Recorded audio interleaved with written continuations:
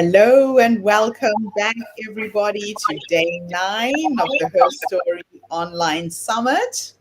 This is Gertrude Matcha here in beautiful Melbourne, Australia. And our chairperson for the day, Marianne Bova, is with us. We've got the beautiful Ruth. Please introduce yourselves, ladies. Tell everybody where you are before we introduce our first speaker.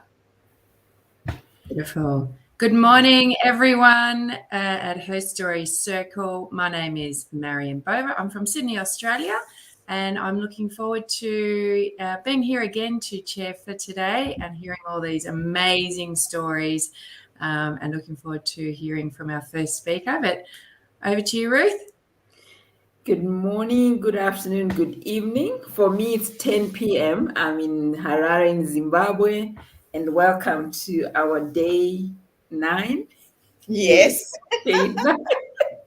And thank you, Marianne, for chairing today. Pleasure.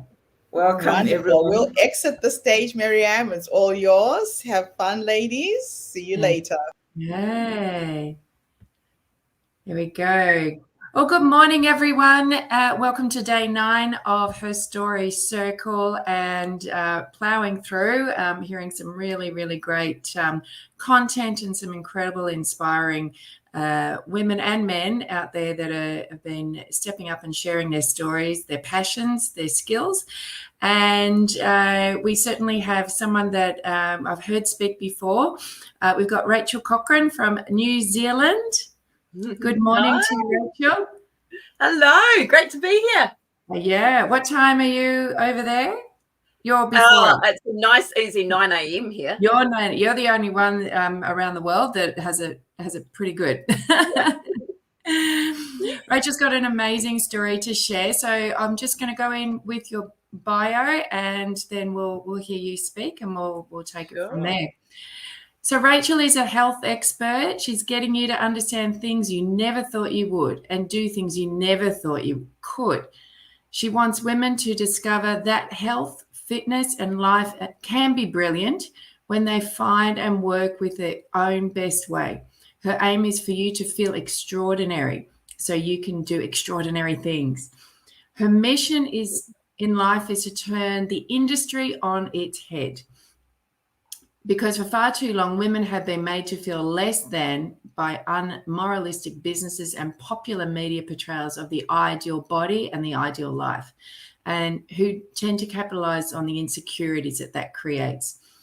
Having dealt with her own health challenges and body issues and finding that following set programs just didn't work long term, and having been working in the fitness industry, and seeing what fitness models were doing to themselves to inspire the general public on a magazine cover, Rachel decided there must be a better way and became one of the first coaches in New Zealand to take a personalised approach to complete health. Rachel aims to create a shockwave of women who not only understand and trust their bodies and know how to develop themselves the best, but are kind to themselves in the process. How fantastic. All right, Rachel, thank you, and over to you. Oh, thank you. So I've got this mission basically that I think we should definitely be turning that industry on its head. It's been that way for so long now, and I don't want to see another generation go through the stuff that we're going through, have been through, and are still portraying onto our own children. So I think within those industries, there needs to be a change of standard.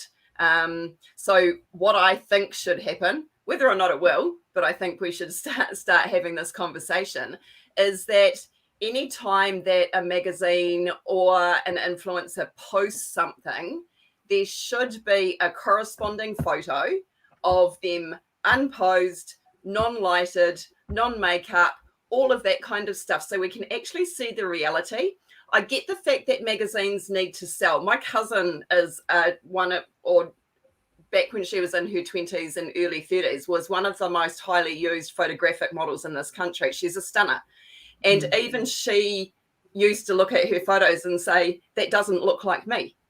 And it's absolutely ridiculous that that is what is portrayed to us as being, inspirational or aspirational or whichever parational word you want to use. So sure, I get that people want to sell their clothes by making them look nice and all of that kind of stuff, but there needs to be more of a reality check with that as well. So, I honestly think that there needs to be some kind of movement or some kind of law passed where sure they can, doctor the photos as much as they want, but there needs to be a corresponding insert in there as well, showing the model in its true light. Yeah. So, and I love that would be a really great way to really sort of let people know that, these people are very real, have real lives, real bodies.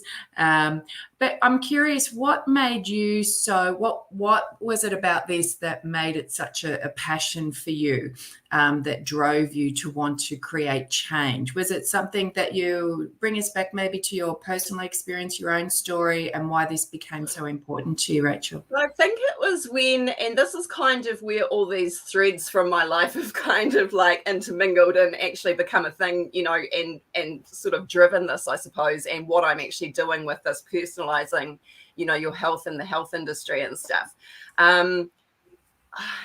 The first diet I think I went on, I was something like 15 or 16. And this is back in the day when there was no, kind of downloading things off the internet and all of that kind of stuff. And I sent something like my $20 off, wrote my check out, sent it out to this place. And what came back was like a little sandwich bag, that you traditionally send your kids to school with their little, things in for them to eat, with crackers and an instruction for me to replace 2 meals a day with 2 crackers, like crackers that you go and buy from the supermarket. And that was my first kind of like, oh my goodness, this is absolutely ridiculous. I've just forked out $20 for a tiny piece of paper with some typewritten stuff on it and some biscuits that I could have gone and got from the supermarket myself for less than $2 and had actually a whole packet, not, and it was just like, this is unscrupulous. But I followed the damn instructions. And it was just like, okay, lost weight, obviously, because if you're cutting calories that dramatically, something is going to happen. And, but obviously not sustainable. And then on top of that, not long after, my mother actually got diagnosed with high cholesterol. So, and it was during the phase where the medical industry was like, saturated fats are bad, we should be avoiding animal meat and all of that kind of stuff, which seemed like a logical thing at the time. So her doctor told her to go vegetarian. And, I thought, well, that's healthy. It's going to be good for me and all of that kind of stuff. And it actually wasn't. I remember getting, lots of underlying little sicknesses and things like that. I actually put on weight, and I wasn't overly big. It was just, one of those things and stuff like that. I was a teenager. My hormones were flipping all over the place. And I had gone from one thing where there was no nutrition and, really unscrupulous and actually losing weight, to following something that should on the surface have been really healthy. And it seemed to do the complete opposite. And it was just like, and I was, I was only a teenager. I didn't twig. So ditch the vegetarian kind of thing. And, I think vegetarianism for a lot of people is key for their health. It works for so many people, not necessarily for a lifetime, but in certain phases, yes, they should be on it. And, it might be the thing that they need to balance their system out and stuff like that at the time. So again, nothing really made any sense to me for quite a few years. I had gone through a high-level sporting, kind of phase where I was trying to break into the New Zealand rowing squad, and I was getting told to eat a certain way by a nutritionist and everything like that. I was following that to the letter. And, she was going, well, if these are your results, you're not losing any weight, you're actually heavier than you should be for the amount of training that you're doing, et cetera, you can't be telling me the truth about what you're eating. And I was like, well, I actually am. I'm not lying about it. And she was like, well, yes, you are. So we kind of ditched that as well.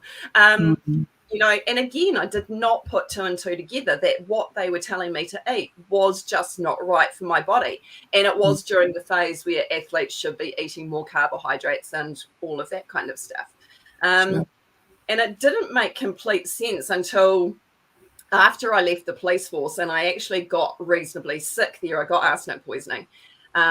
So I went into the fitness and health industry from there, and, you know, was training bodybuilders and started trying, you know, like thinking, oh, you know, I've got a reasonably muscular physique anyway. I'll go into that sport and see what happens. And the way that I was initially instructed to eat in terms of all of that kind of stuff, because I've got one of those, like, this is the other thing that I like about kind of personalizing your health and everything too. I full on know how to do all of these things myself, but I know for my personality, I need to be told by somebody else that I respect how to do it, and like have that outside accountability and stuff as well. So, you know, picking up on lots of those little things about your own personality helps along the way and stuff as well.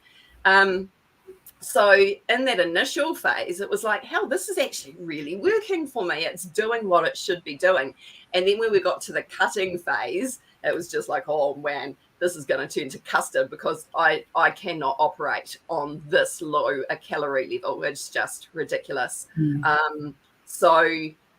It was after that and kind of experimenting on my lovely clients who were, you know, like letting me kind of like tweak things and just say, let's kind of play with this and see what happens and what doesn't and stuff. Because if I had them doing the same thing, it was working really well for some of them. It was kind of so-so for one group, and then the rest of them, it was just like not working at all. And it was like, okay, so there has to be something in the mix here that's not working. And it's obviously what's coming from my end as a coach. I need to be able to, you know, individualize this enough that it's working for their lifestyle, for their, you know, their DNA. We all come from so many different places and have so many different environmental factors that are unique to us that we can't possibly expect a really cookie cutter approach to work the same way for everybody. It just doesn't happen. So that's where the whole personalizing thing came in after I finally twigged. It took God 15 years.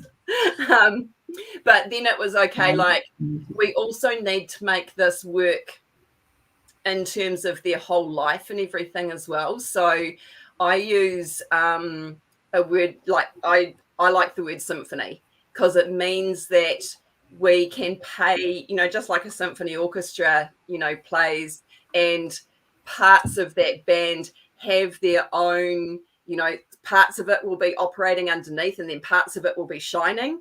The same as for our life. We don't always do the same thing at the same time and expect it to have the same results. So for a person who is, you know, a high level executive and all of that kind of stuff, they've got lots of stresses coming in because they've got a project due. Typically they might have been really good with their fitness and going to the gym and everything and that kind of stuff every day. You might have a stay-at-home mum who has, you know, been into the fitness and all of that kind of stuff, and they get a child that gets sick. You know, different kind of scenarios, same kind of external pressure from, you know, a different stress source, obviously, but it's a stress source. And they need to kind of like go, okay, if I want to stay optimally healthy, I might need to pull back on the heavy exercise, because that is a stressor. What we're doing when we give you, you know, high level intensity exercise and stuff is we're actually stressing the body. So we get an adaptation response. If you've got external stresses coming in, you need to pull back on that, or it's just too much. So then we kind of go, okay, for that symphony to actually stay there, I need to be more into the gentle stuff. I need to pay more attention to my mental and emotional health right now, so that the wheels don't completely fall off. So symphony to me and personalizing healthcare is about paying attention to and doing what is exactly right for you at the time, and tweaking it as needs be, so that you can live optimally and you can have as much energy as you need to, and all of your background systems are working as well as they need to, and stuff like that. So that external stress is then not causing underlying illness and those kinds of things. Yeah. I love, Rachel, that you've used all your background of your own sort of journey with experimenting and finding what worked, and sounds like a lot of it didn't work, but Yeah. landed you into this place. And to me, what I'm really picking up is that it's looking at people have lots of different stages and chapters in their lives, and there is times when they can go hard, and there are times when they need to pull back. And it really resonates with me because I've always been someone that's loved to jog, run, push my body pretty hard. In the time when I was looking after my mum, not so long ago when she was quite ill, all I could do was walk because everything else was so taxing. And I just didn't have the stamina then to be able to be with mum, look after her for 14 months. And I've really felt, even on the sort of coming out of that phase, I'm still finding if I do more than a long walk, it's too much. And there's a lot to be said for being gentle on yourself. And females in particular, we're so hormonal. And I, while you have those kind of mini phases, I suppose too, I also like the word seasons, especially for females, in terms of how we change throughout our lives. We need different things in those different seasons. I mean, you don't expect nature to, for it to be the same all of the time. So there's a time where we go, we build into summer through spring, and then we slow down again when autumn kind of hits and stuff like that as well. You need to do different things to be at your peak and even just be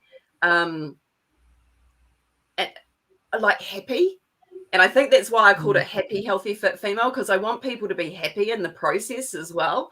I did go through a few iterations of naming it before I found something that I was, kind of really resonated. So we should be happy in the process, and it should make us happy kind of throughout as well. So it's really, and a lot of people, in the situation that you described for yourself, one might not have twigged that was what they needed to do, but two, they might have come away feeling guilty as well, and the fact that they weren't doing what they thought they should be doing for their body, because one, they've been doing it in the past, or two, that's what, some outside person, force, program, or whatever has told them they should be doing. Even, I use coaches and I use trainers and all of that kind of stuff because that's what my personality likes. But I have had them in the past where they've turned around and just said to me, and I've kind of explained what has happened during my week. And it's, well, no, this should have, you should have still done this because that was what I programmed. I was like, oh, Yeah. I love that you pull it back to really simmering it right down is listening to the body, listening to yourself, listening to your intuition. So I'm curious, what is the clientele that you generally find come to me?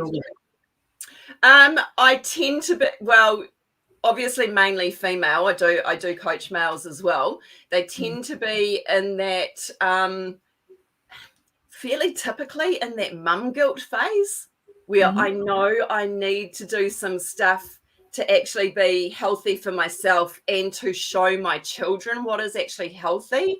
But I feel bad for taking time for myself and stuff. So most of mine are mums who, have kind of probably gone through toddler stage with their kids and have got a little bit more time and energy for themselves now. And then right up to probably average between 35 and 55 to 60. Beautiful. We've certainly got a lot of people in that jurisdiction. So where can they find you, Rachel? So my website is happyhealthyfitfemale.com. We have a working discussion group on Facebook. So if you just go into the groups tab and Happy Healthy Fit Female discussion group. So in that we do quite a few kind of tips and tricks and have discussions and those kinds of things. And we do a few free webinars and stuff like that. So one of our recent ones was just before the Christmas period. We had one on indulgence, like actually mindful eating and stuff like that. So a lot of people just like are so hard on themselves with the whole, I ate a chocolate or I'm going to have pudding and I don't know. And it's just like, oh my God, enjoy the friggin' meal. Let me show you how to do it. So you know that there's no guilt and everything involved, but you're allowed to eat that stuff. It's not going to throw, you completely off. That day is that day. Get back on track tomorrow if that's what you're going to do, but definitely don't feel guilty about enjoying time with your family and the food that you've made with love and has been put out for you with love and that kind of thing as well. So that was a fun one, actually. Rachel, you're a breath of fresh air and just really getting rid of that guilt. I just think, it just allows such an open space for so many people that, as a coach for what you're doing out there, it's, really sort of, it's very empowering, very empowering. Thank you so much for sharing your story and how you came to be where you are and all the beautiful people that you're serving. You're welcome. It's been fun. Yeah, fabulous. Has anyone got any questions or comments for Rachel?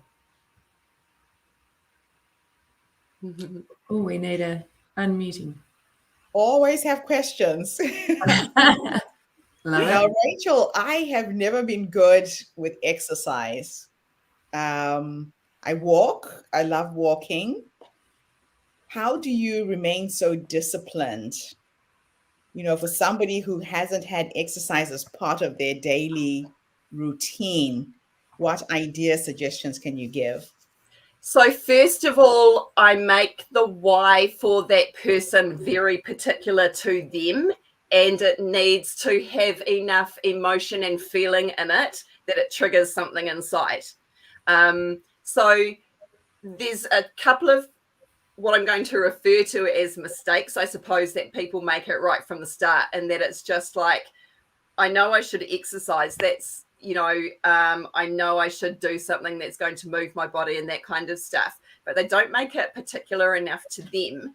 And then they just do it really hard. Like, exercise is actually hard. If you haven't been doing much previously, if that's not your history, and you go into doing something like that, you actually get sore. So it's kind of like it screws with your brain a little bit, and like, this is supposed to be good for me. Why am I sore? And there is an adaptation response that I won't go into now, but it's actually working for your body. So we spend a lot of time with individuals and actually within the group too, making it so that people understand, okay, this is a temporary thing. These are going to be the benefits down the track. So we spend a little bit of time, and if I was going to get, anybody to do it now, just get it onto a piece of paper and write, okay, benefits of doing it now. And there might not be many, because as I said before, it's going to make you sore. Okay. So the benefit of doing it now might be, I feel a little bit more awake during the day. The benefits down the track should be a little bit more significant for you personally. So you will come up with quite a few things. And then come up and then have another side of your paper where at the top you go, okay, what if I don't do it now? Okay. And you will actually come up with some good reasons for not doing it now. I won't get sore. I can stay on the couch for a little bit longer. And then underneath that, what is the detriment to not starting it now? What will happen 2 years, 3 years, 4 years down the track? And you will see the corresponding benefits of doing it later and detriment to not starting it now. And they should actually start pulling that little consciousness a little bit, further forward. And then it's in terms of not going too hard too quick. So we did a habits masterclass with my membership group the other day, and with habits and stuff like that, you are much better off doing something very tiny every day than going out and doing something too much, or not even too much, doing a lot 2 or 3 times a week. So you will create a better habit within your brain, and it will start following through if you just go for a walk, 2 lampposts, and then jog back, and do that every day, rather than saying, I'm going to go for a 10K walk, or I'm going to go for a 3K run 3 times a week. It will serve you better in the long run, just doing a tiny, tiny little bit every day and starting off small. Actually, what has worked the most for me is my grandson, the existence of my grandson. Yeah. I take him out for walks now, and he's really my reason to keep fit. It's an interesting psychology. I've lost about 5 kilos since he was born Beautiful. because I decided I just wanted to be a happy, healthy grandmother who's physically active and can be there for him. Yeah. And your why quite often as a parent or as a grandparent does involve, you know, that kind of layer. Like, you know, he's my reason for going out and doing this stuff. I want to be the grandma that can go and play on the jungle gym with him. I want to be the grandma that has all of these memories, you know, when I'm in my 90s and I'm on my rocking chair on my porch, that are me playing with my grandchild. Yeah. Thank you. Yeah, perfect. Nice. Beautiful reminder. Yeah. Yeah,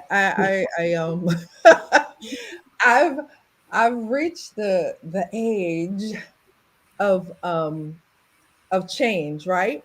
So I used to work out. I used to have a personal trainer. I used to be a personal trainer at different points in life. And then I lost all desire to do any of that, right? So I don't move nearly as much as I should, but I know that I've been very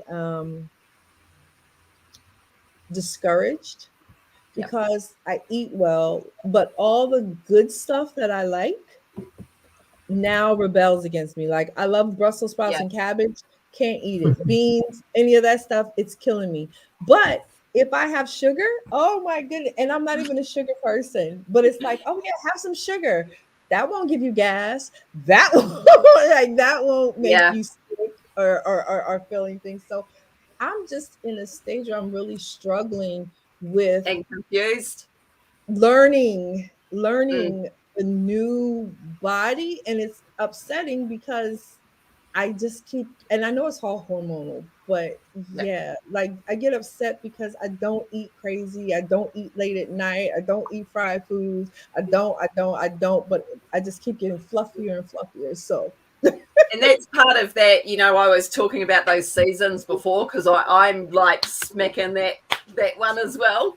And it is, we've got to, and I mean, you've twigged onto the first part of it, that what you did before is different now. You know, your hormones have changed and they drive so much. So it is just a matter of, when I do nutrition with people, we kind of go through a bit of a refining stage. So, and that is why some people can kind of be vegetarian and have it work for them. And, you know, some people need more of that, what I refer to as the caveman kind of stuff, and that they need more meat and everything like that. Where the power comes in is through that refining process and actually finding which of those things work for you. So when I'm talking in terms of diet and everything as well, your biome, your microbiome and everything gets affected by outside stresses and stuff as well, and hormones. So what may well be happening, and obviously we're taking a little bit of an educated guess, is that that's had a disrupt, which is why the things now aren't working quite, you know, so well for you. And I kind of think of the microbiome in terms of like a gangland. That's kind of how I describe it to people. And that if there is an imbalance, you've got like a bully gang up here. So one of them's, you know, taking over, it's getting all the payment and all of that kind of stuff, which is probably why the sugar is actually feeling quite good and stuff like that. If oftentimes, if people fluke onto a diet, they start feeling better, that's because it's not feeding that bully gang quite so much anymore. So the actual balance starts coming back. What is probably happening within your system is there is a bit of an imbalance, and those kinds of things that are causing the gas and the bloating and all of that kind of stuff are feeding that you know, kind of biome or bully gang that's kind of sitting at the top. So what we need to do is pull it back and then recognize where we've got it right. So what happens with most people is they'll fluke onto a diet, bully gang will kind of settle down a bit, but then they carry on with that diet and lifestyle, and that's when it starts kind of like turning to custard for them again, because they're still feeding or disrupting this one. So a different set of symptoms come into play because they've got a different bully gang kind of, like up there. So it really pays to, so when I'm teaching somebody how to do nutrition, there's a whole lot in terms of this is what to look out for, and they have check sheets and balances and all of that kind of stuff, so that they start recognizing quicker than normal when it's not working. And if they know how to do the tweaks and balance the system, they can just go back and go, okay, I need to refine it again. This isn't quite working for me now. This is what I need to be looking at. And it's things like in terms of energy and, lots of those different kinds of things, not just weight orientated, although that does come into play.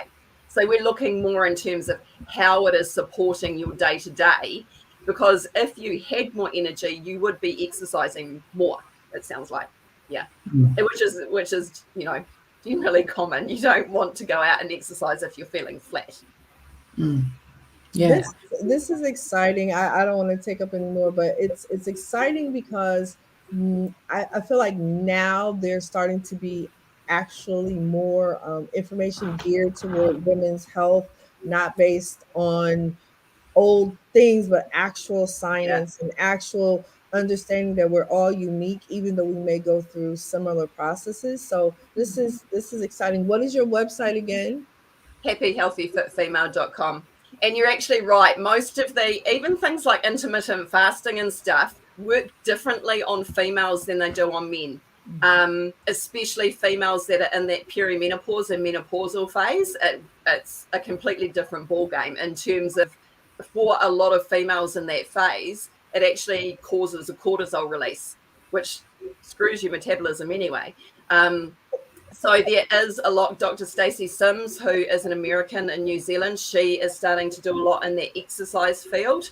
There's been, I think, 2 or 3 universities over in the United States that have just gone through ethics committee to start doing more intense studies on females and their response to those kinds of things and the exercise and stuff. So what Stacey Sims's work has come out and basically said is that females in that perimenopause and menopause phase need to do loaded exercise. So that is actually weights.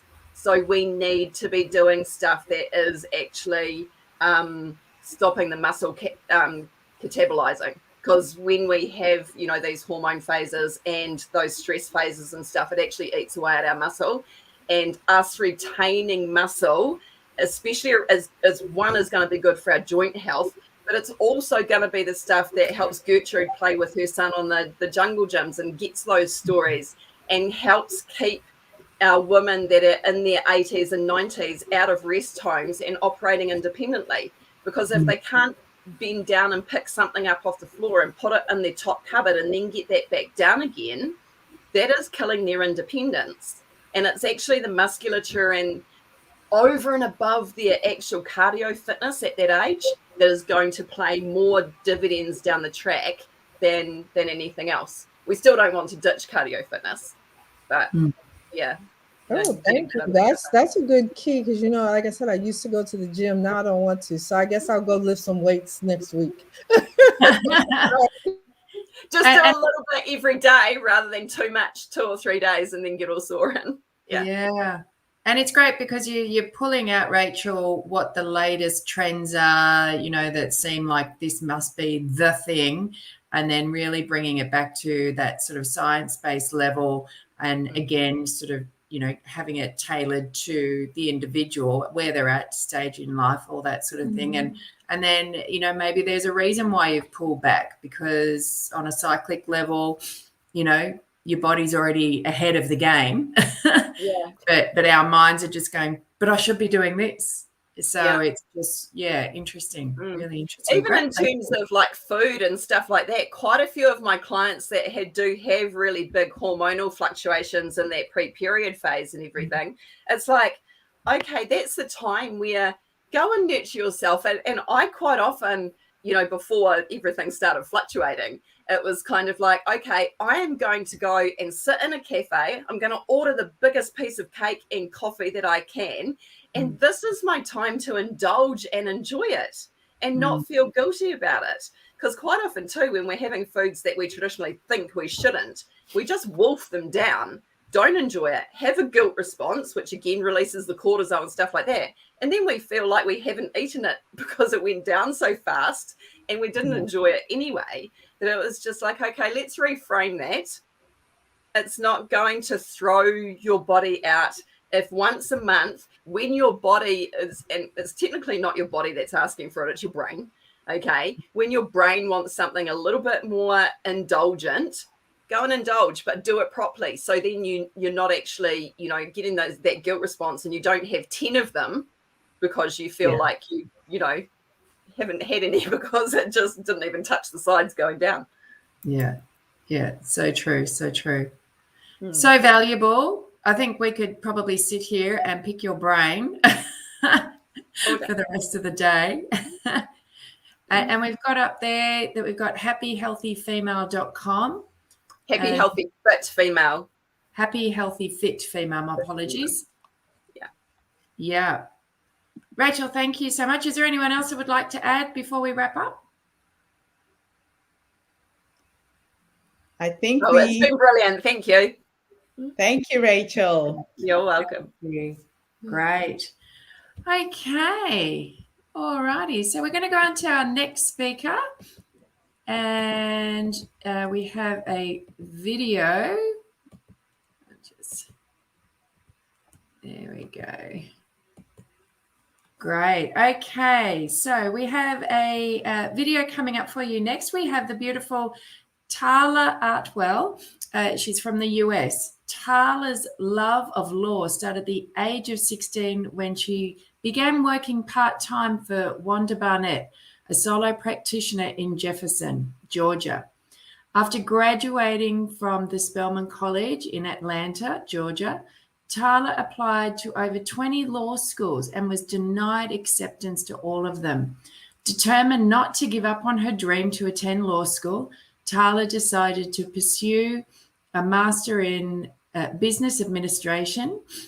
After graduating with her MBA, Tala applied again to several law schools and again was denied acceptance to all of them. For 10 consecutive years, Tala applied to law school until she was finally accepted into a part-time evening program at Atlanta's John Marshall Law School. For the next 4 years of law school, Tala worked full-time as vice president of Draeger Laboratories and attended law school in the evening. In 2019, Tala graduated with honors from John Marshall. Tala started her legal career with a prestigious clerkship at the Piedmont Judicial Circuit Superior Court. Currently, Tala has entered private practice and in the same place where her love of law began at the age of 16, with Wanda Barnett in Jefferson, Georgia. Tala provides authentic representation in business, criminal defense, family law, and trademark law. Tala resides in Lawrenceville, Georgia, with her husband, David Artwell III.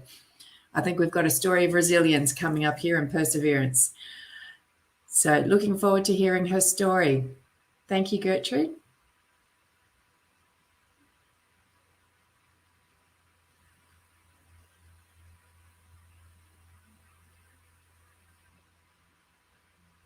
I am technologically challenged again. We had an issue yesterday with playing the videos.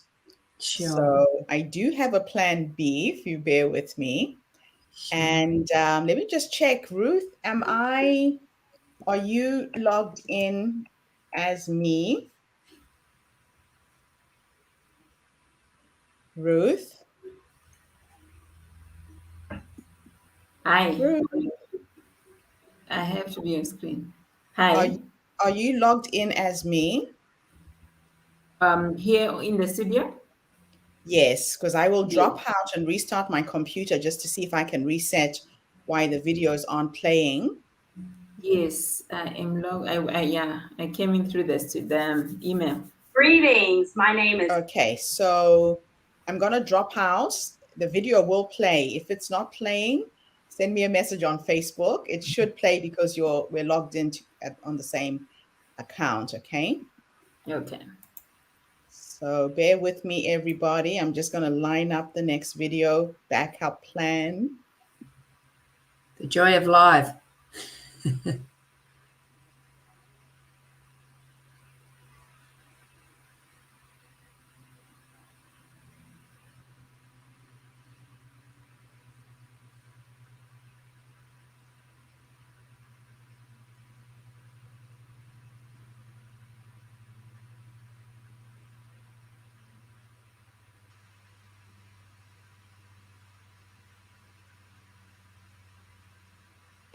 Tell everybody your full name, where you're based, how old you are, and share your story with us today. Greetings. My name is Tala Artwell. I am located in Lawrenceville, Georgia, which is in the outskirts of Atlanta, Georgia. I will turn 40 this year in September, and I am so happy to be here. Tala, what is the pivotal point that changed the trajectory of your life and your story? I would have to say when my parents divorced is when things changed for me, not realizing how close I was to both parents. I was raised by my grandparents. My parents worked a lot. So my grandparents raised me. And when my parents divorced, that was a pivotal turning point. But it's also a blessing because I realized I wanted to pursue a law degree after my parents' divorce, which is what I decided to do. And although it took some time, I finally got there. So you found your vocation, you dug into becoming a lawyer. And what have you done with this profession? How have you spurred the trajectory of your life? Well, my trajectory is not a common one. I graduated from Spelman College back in 2004 and immediately began to apply to law school. At that time, I applied to over 20 schools. I had family and friends sponsoring applications for me, but I did not get in.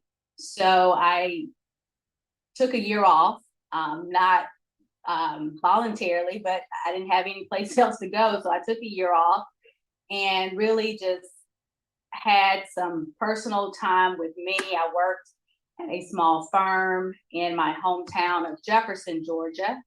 And then I just kept applying to law school. I went to grad school and still didn't get into law school after finishing grad school. So I just kept applying until I finally got in 10 years later. And now I am a practicing attorney in Lawrenceville, Georgia. I have an office in Jefferson, Georgia, and I specialize in trademark law, family law, criminal defense, and small business. What made you keep going? You know, a lot of people will hit an obstacle like that and they will immediately say, you know, this isn't going to work, and they will give up. What was it about getting this particular profession that kept you in a perseverance mode? I think it was just my spirit of, I think that God spoke to me when my parents divorced. And then I started working for a small law firm, a solo practitioner in Jefferson. And it just kind of confirmed to me that I was put on this earth to help people. And I wanted to use my voice to help people. So although I didn't get into law school, I kept going to making interviews, speaking with counselors at these law school admissions schools, trying to find out exactly what I needed to do. I was advocating for myself.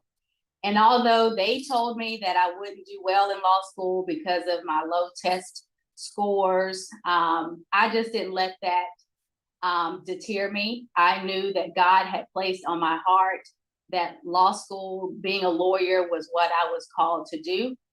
And I just had to push away all the negativity and just continuing to listen to God's voice. And he kept reassuring me, it'll be your time soon.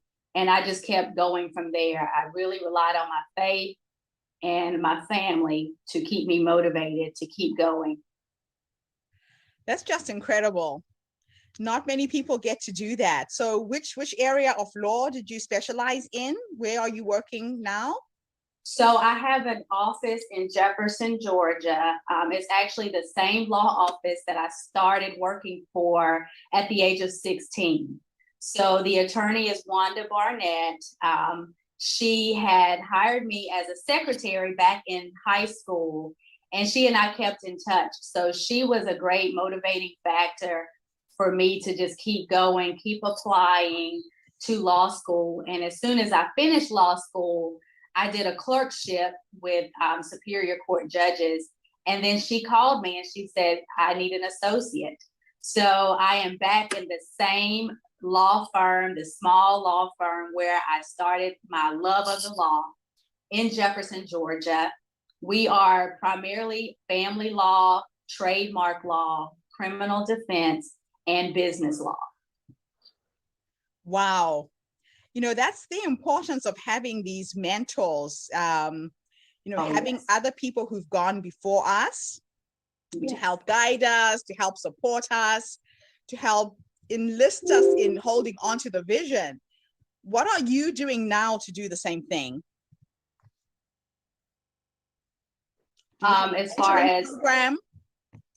Yes, I have started speaking at elementary schools because I believe that they need to hear it now that, not everything will always be straight, and that's okay.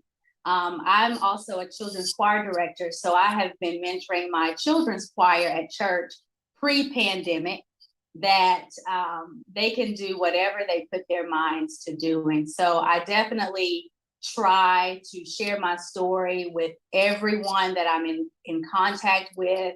I work with the Jackson County Community Outreach, which is a community outreach program here in Jefferson, Georgia, where I mentor and really motivate students who have received scholarships from the Jackson County Outreach to keep going, to never give up. I had received a scholarship from Jackson County Outreach when I was in high school. And so they planted a seed in me to keep going. And now I'm hoping I can plant a seed in somebody else. Oh, I love that. I absolutely love the fact that you are continuing the legacy of what you were taught by your mentor. Yes. Now, why did you agree to do this workshop, this interview today? I really want to share with those who are listening who may be going through anything. It doesn't have to be trying to get into law school. It could be grad school, medical school. It could even be a doctor's appointment where you got some disappointing news about your health. Do not give up. If I can share anything, believe in God. Have faith, do not give up. Do not let a number or a test score or a grade define who you are. You can be exactly what you want to be. Just keep persevering and pursuing your goals. I absolutely love that, because a lot of times, especially now with all of these health scares going around the world with COVID, there's a lot of fear when you do walk into a doctor's office and you're given a specific diagnosis. And if you go straight into fear, that's where you will live. Yes. So thank you for sharing that. That's a really nice reminder. So if time was an illusion and I could take you back to the past, to that young woman who had this burning desire to be a lawyer, based on what life has taught you, if you could have a conversation with that young girl, what 3 nuggets of wisdom would you tell her?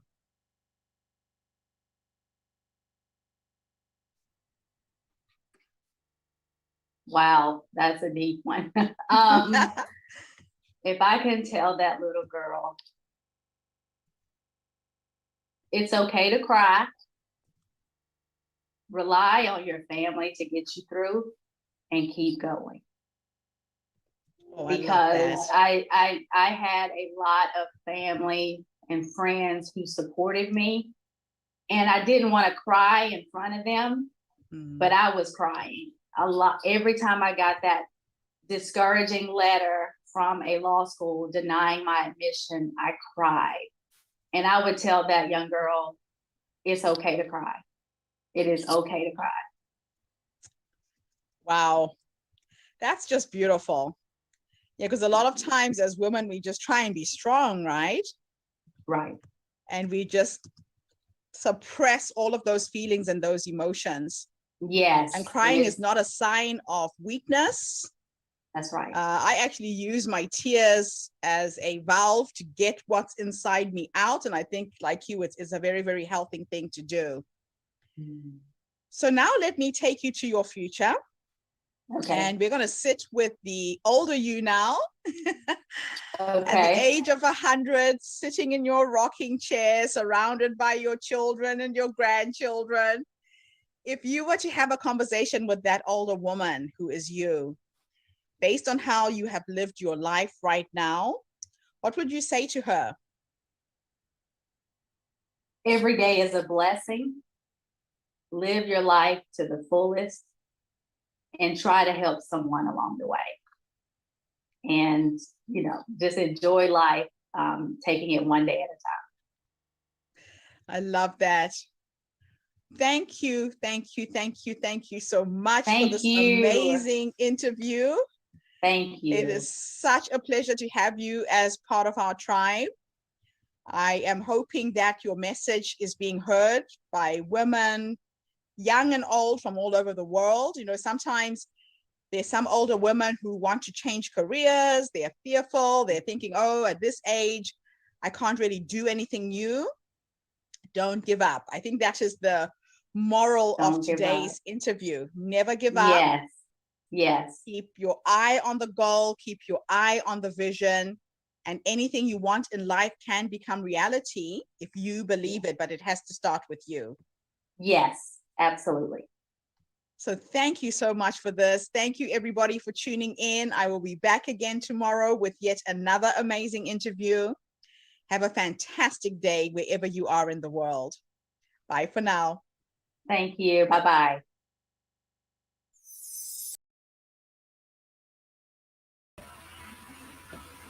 Oh my goodness.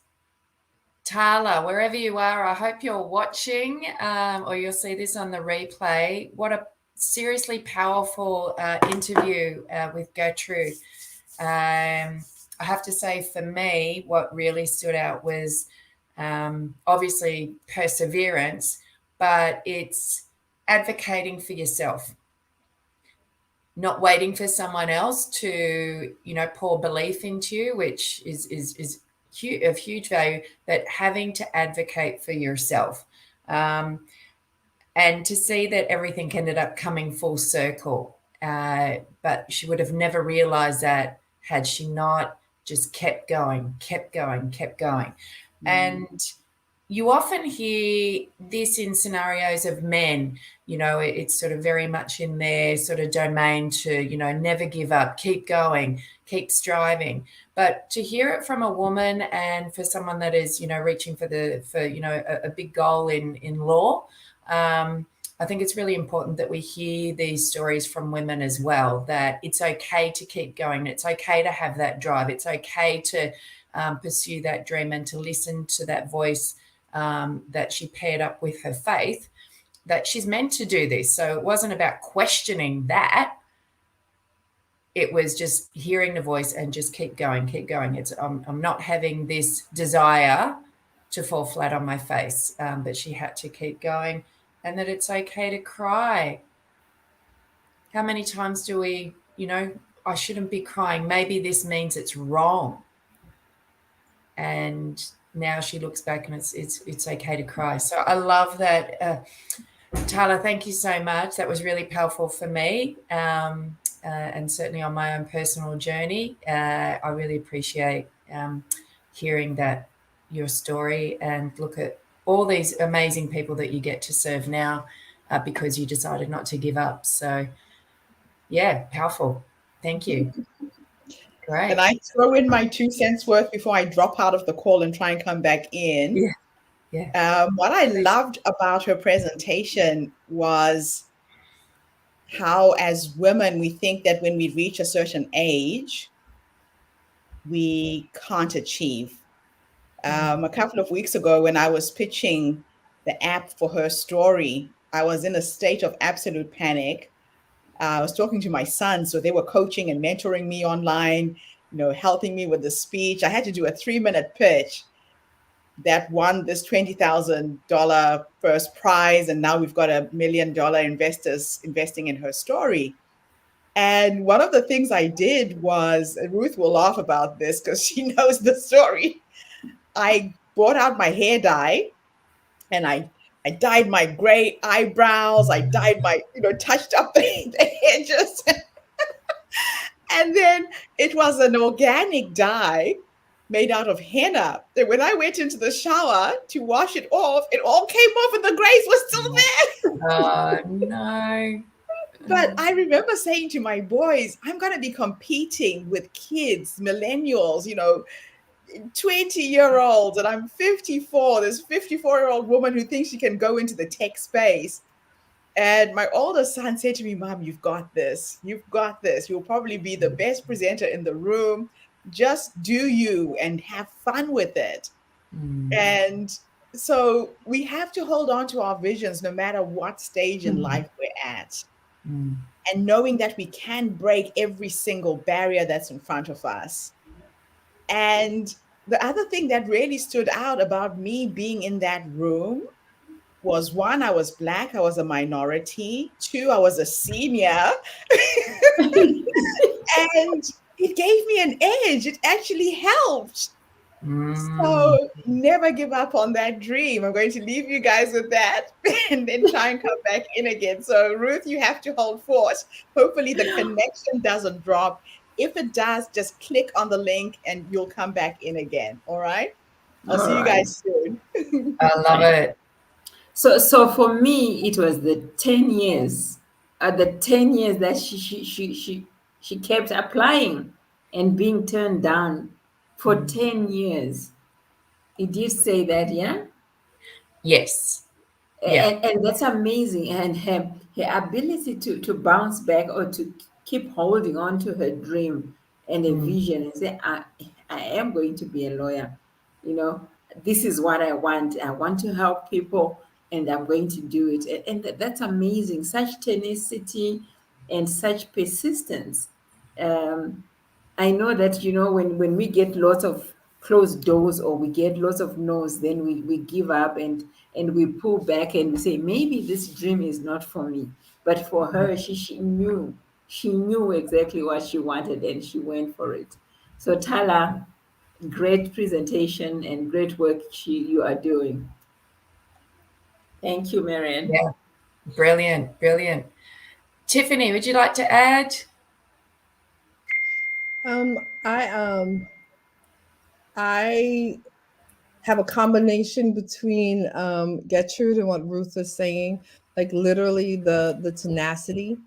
And for me, because I'm a woman of faith, it was also an inspiration to always keep going with the still small voice. And when there's a promise and when there's something that we're told to do, like it's gonna happen, like just keep going. So that the fact that she was able to use her faith and her belief to keep her going, probably in the times when she herself alone would have given up, it's just for me the reminder of how important our faith and our connection is.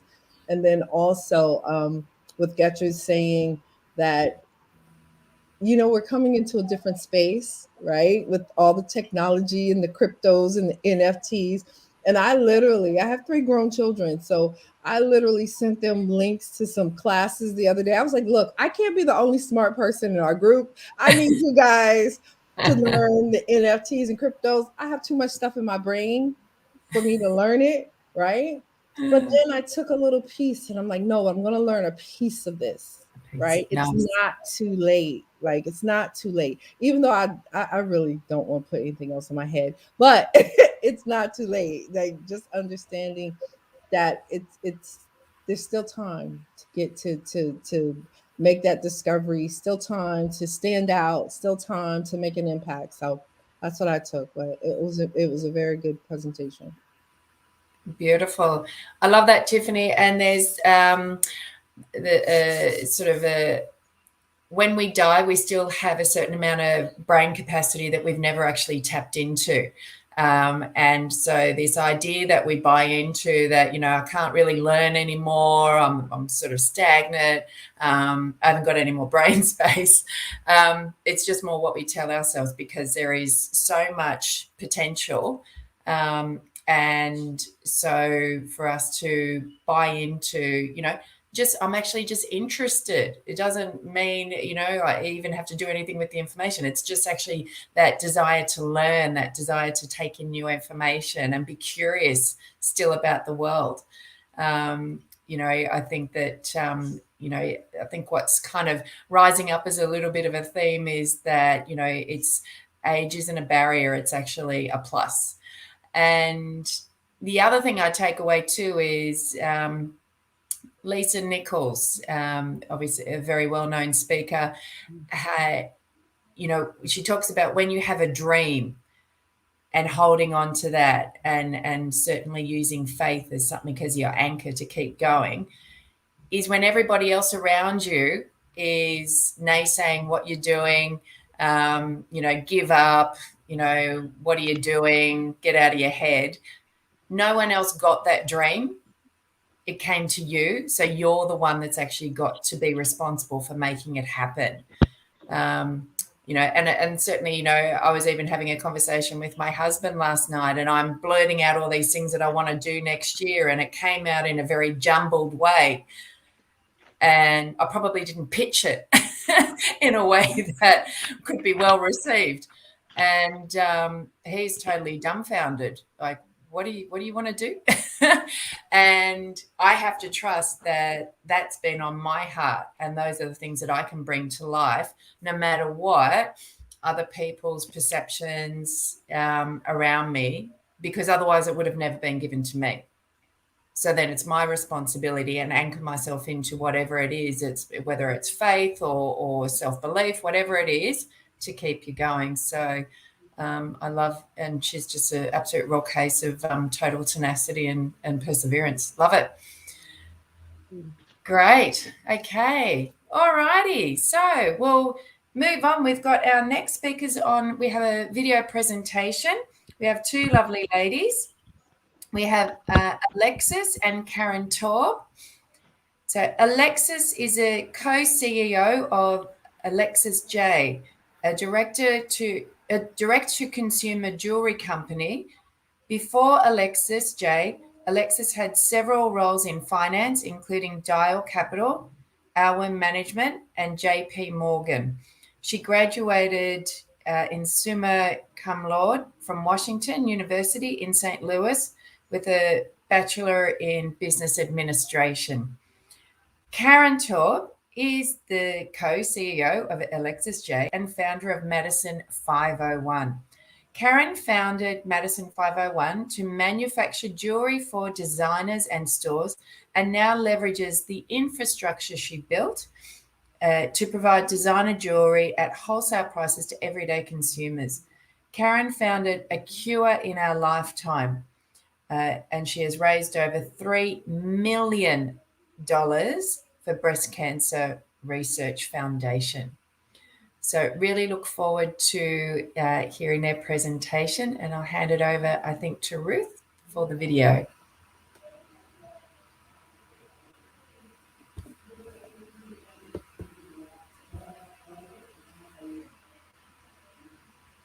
Once again, my apologies. I tested it. It worked. And now it's not working. But I still have my plan. It's very, very strange. The technology is challenging me today. There's a gremlin in there. Oh my gosh. Yeah, I went out, came back in, tested it, it worked, and now it's not working. So there is something not working in my favor today, but my plan B exists. So, There's plan B, C, D.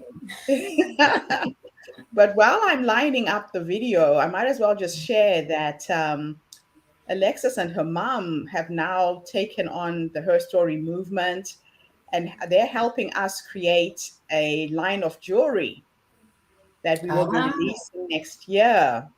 I will Fabulous. bring up some of the pictures while the video is playing so you can see the amazing quality of their work. Our jewelry line, again, is going to be supporting our philanthropic efforts. A lot of symbols that have the African map on them to represent Ubuntu. But they have an amazing process that just makes it so possible for anybody to own your own jewelry line. It's almost like a print on demand kind of a system where you don't need a lot of money to get started. You just have to give them your designs, they create the prototype. My name is and Karen then Tab. the rest is handled from there. So I'm really excited about that. Okay, I have found the video, just lining it up now. Be with you. And that's a great thing about being here at Herstory Circle too. It's, you know, discovering all these things that you in mainstream life you would probably never even know about, hear about.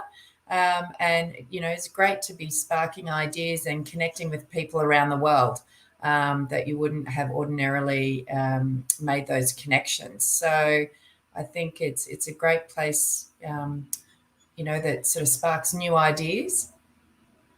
It's fabulous. Okay, got it lined up. Here we go. Okay.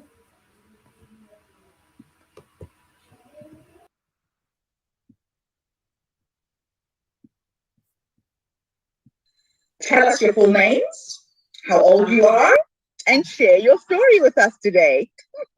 It's so nice to be here. Thank you so much. My name is Karen Tab, and I'm going to be 60 in 2 days. Whoa. Happy birthday. A happy almost birthday. Thank you. But I look at it as every day is my birthday.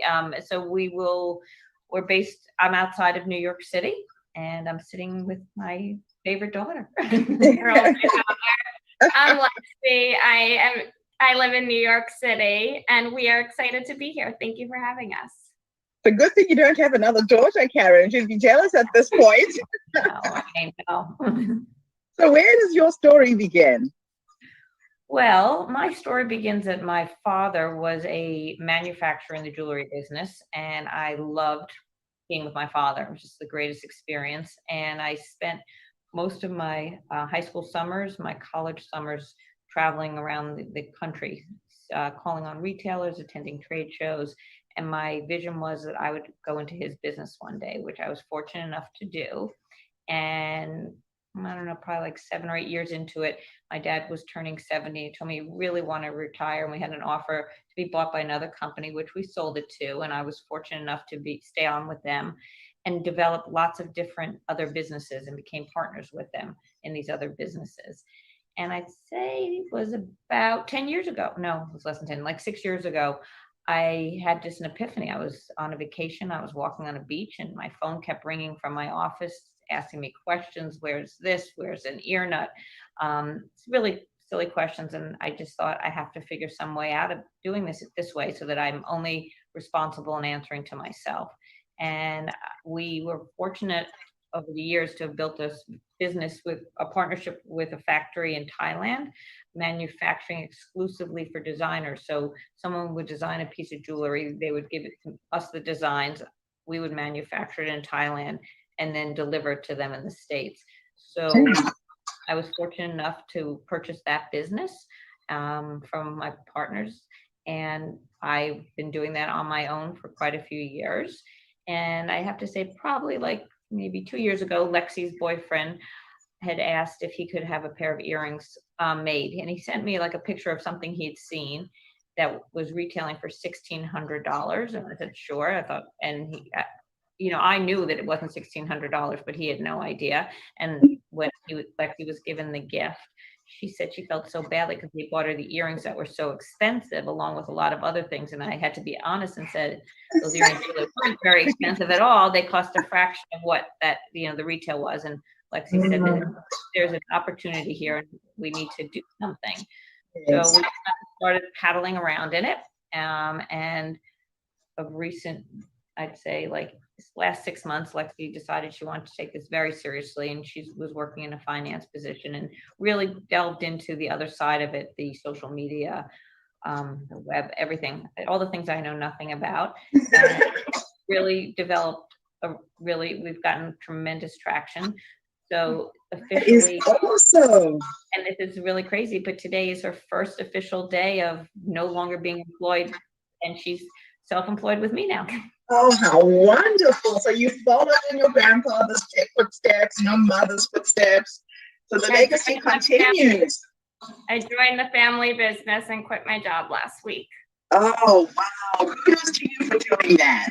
Yeah, very now, excited. what's the vision for this new venture that you two are on?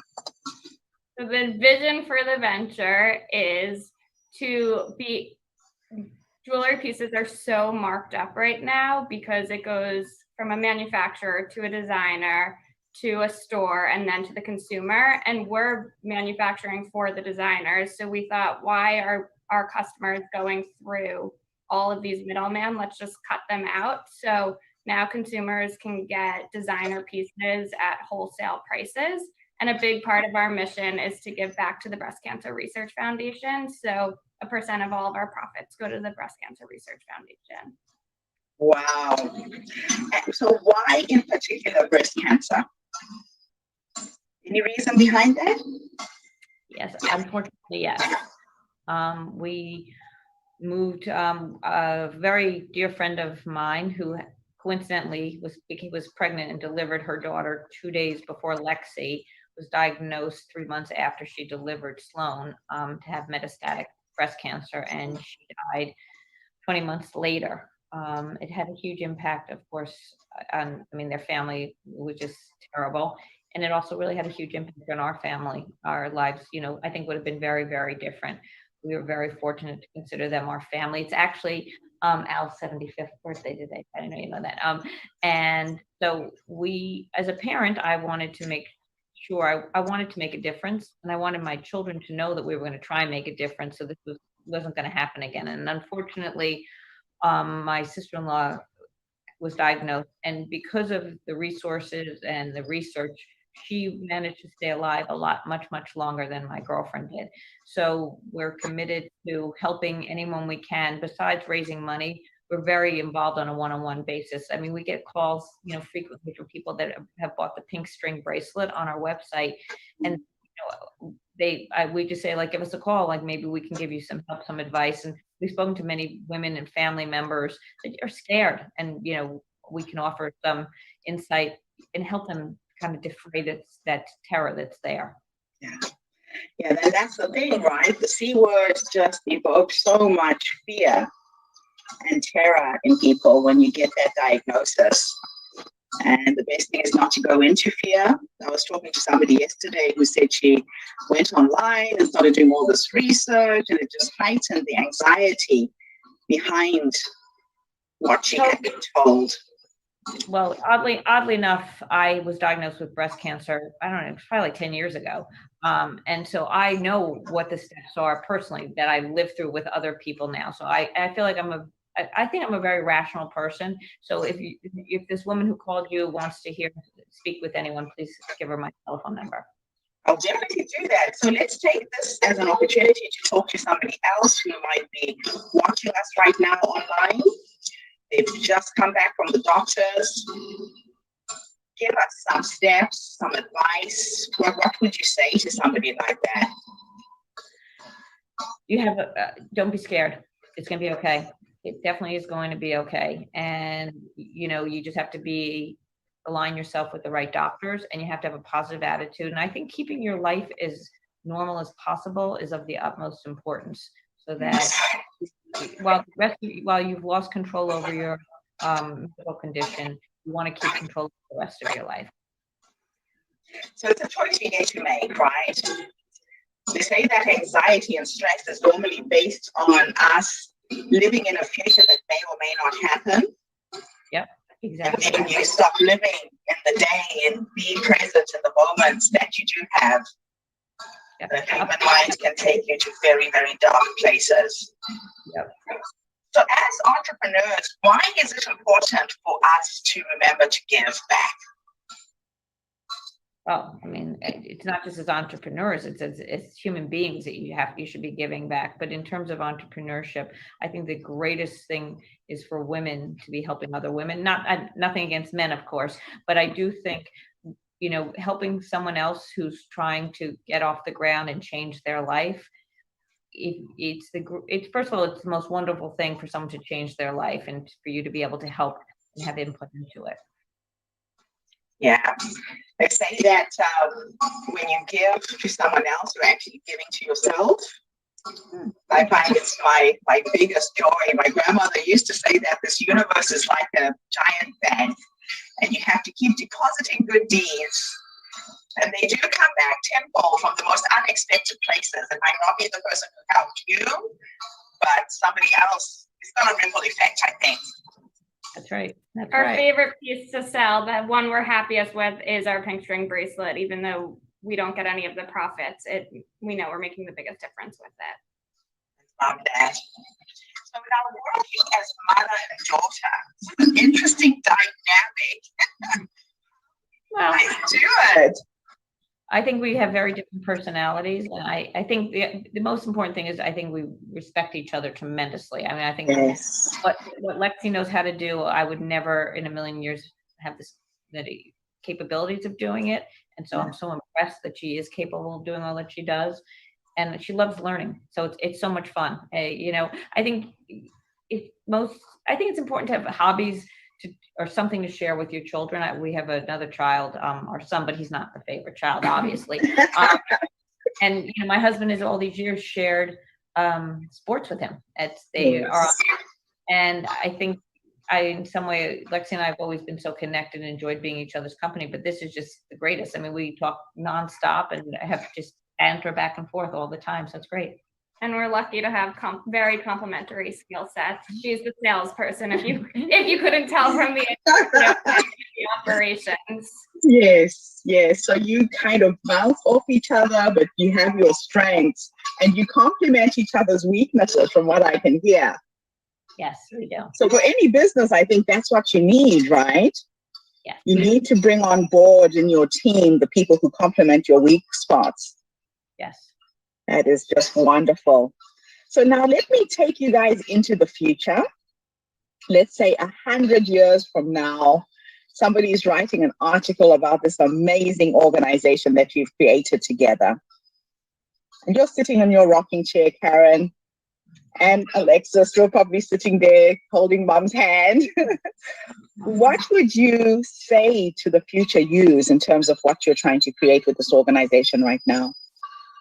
Well, I hope by the time we're sitting there, there's a cure for cancer.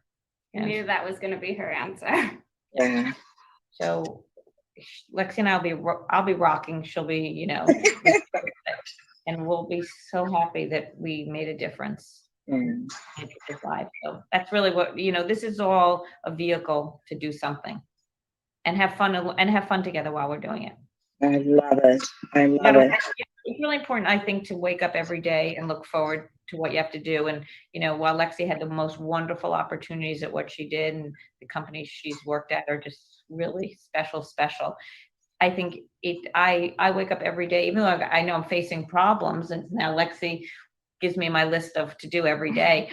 But, you know, we solve them and it's fun, like you figure it out. And I think it's really important to enjoy what you're doing because you never know what's around the corner. Life is very brief and very, very fleeting. Well, this has been an absolute honor meeting you two. I'm excited to see what's coming in the coming years as you build this amazing organization. Please keep in touch with us. We would love you guys to speak at our next online summit as well. So we'll talk about that in a few minutes. But I just want to thank everybody who tuned in today. The Herstory movement started in 2019, and we have been looking for women like this to attract in the movement who are already doing something to give back. I believe that when we start collaborating, working together, our strength as women lies in our numbers. When we get together and we work as a force. So thank you to both of you for joining our tribe. And thank you to everybody who's tuned in. I'll be back again tomorrow with yet another amazing interview from a different part of the world. Have an amazing day wherever you are out there. Bye for now.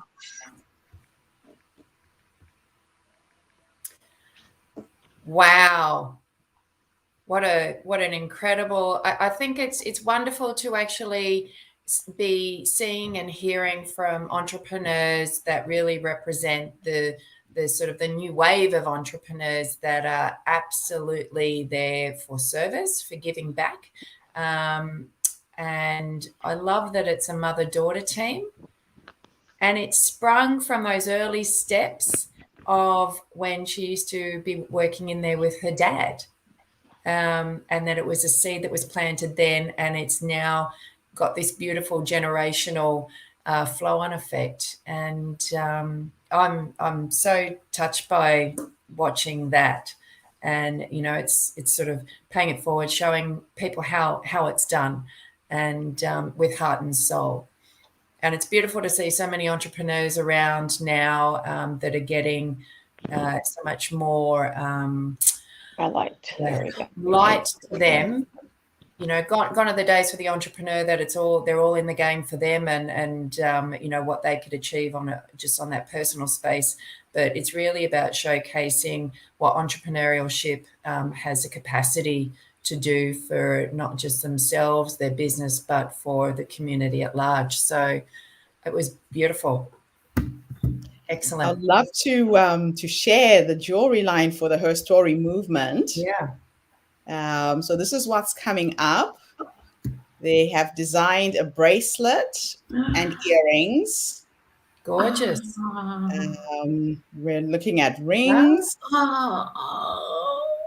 necklaces. Yeah, they're very, very creative mother and daughter team. Yeah. So we thought we might as well have our own jewelry line. Wow. Yeah, I'm really excited about this. Very, very excited. It's when we start producing product that can be sold, but product that has a social conscience as well. Yes. So people really get to see who we are and what we stand for. So it looks like Miriam has dropped off, or her video has switched off. Miriam, if you're there, you're not on video. My apologies. The things that I go to the email. Are you there, Miriam?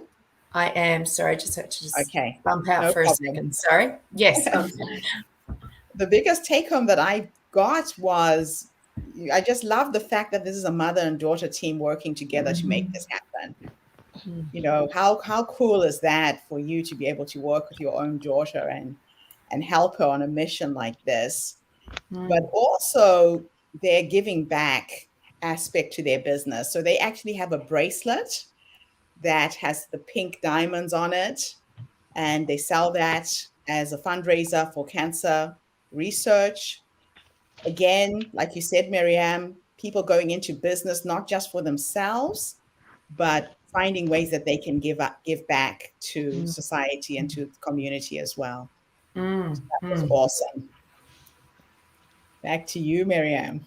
Beautiful jewelry, and I love that you've been able to partner up, and you think, again, if this platform didn't exist, you may have never met met these two amazing ladies, and through that connection to see what's evolved via that, via the platform. And it's just the power of connecting and getting out there and living your dream, and just that perseverance to make it happen. That's awesome. Anyone else like to comment on these two beautiful ladies and their presentation and what they're doing out there in the world? Ruth. Yes. I finally got on.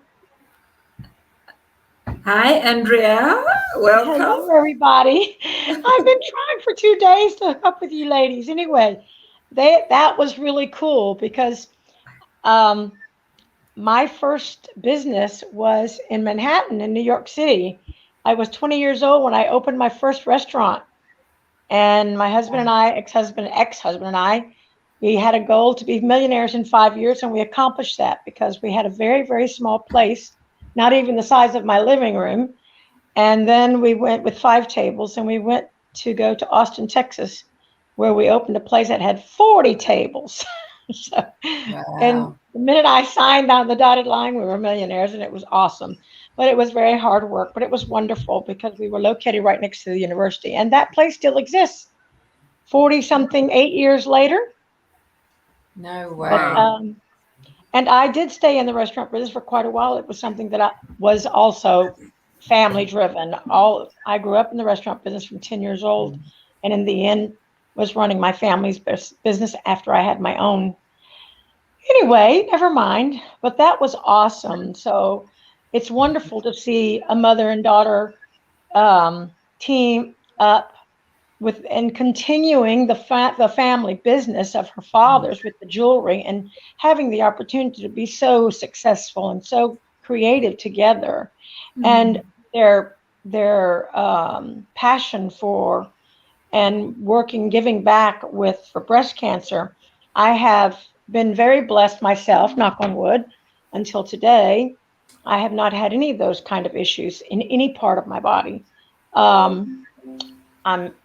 But I've had many, many, many friends who have had breast cancer, and some of them have had to have double mastectomies. Anyway, so I'm also very pro breast cancer. But the biggest one that I support is brain cancer, because my father died of that and my spiritual brother died of that. So, and my girlfriend. Anyway, I have had too many people. So, but that is my favorite. So, and that was amazing. So thank you very much. I'm just so happy to be back on here, ladies. Yay. Thank you so much. Back. I love you very much. Gertrude, this is probably, I think, you said it right when you said if it wasn't for this platform, that she may have never met those people. And so many things have come from this platform alone. I have to tell you that I'm extremely inspired and very, very, very excited. So, and I'm happy to feel the energy all the way in Australia. Thank you. Yeah. Right here in Liverpool, England. I just put my Christmas tree up, girls. Hold on. Oh, lovely. Oh, it's so bright. It's beautiful. Yeah. And last time I met you, I spoke to you, and I was very excited to let you know that I was engaged. And well, unfortunately, yesterday it ended. So that's another one of those stories that will go in my book that Gertrude and I are going to be writing soon. Oh, sorry to hear Reattracting, being codependent and reattracting those abusive people. So, yeah, that's okay. On the one hand, I've got a broken heart, but on the other hand, guess what? I'm free. And you're smiling, and I love it. I am free. I can breathe again. I'm not being choked to death. Oh, God. You know, jealousy is such a disease. It's such a horrific disease. Gertrude will tell you, I'm like this all the time. I'm just a beaming, bubbly, happy person. And I'm friendly to everybody. And I can't even hug somebody, and all I'm being accused of being everything under this lamppost but a lady. Yeah. Yeah, you never ever let anyone squash down what is the color of you and what's your nature. That's exactly what he was making the effort to do. And you know what? I was praying all for 3 hours in the middle of the night, praying for God to give me the strength to ask him politely to please go away. Don't go away, Matt. Just go the hell away, buddy. Yeah. But he did it all of the You're time. here on this platform today. Isn't that incredible? And I think then again, it's showing about, today is all about tenacity, about perseverance, about really listening to your own intuition. And I think that, seeing these two beautiful ladies, Alexis and Karen, are really showcasing to us the power of belief, the power of perseverance, and that just is fabulous. That's awesome.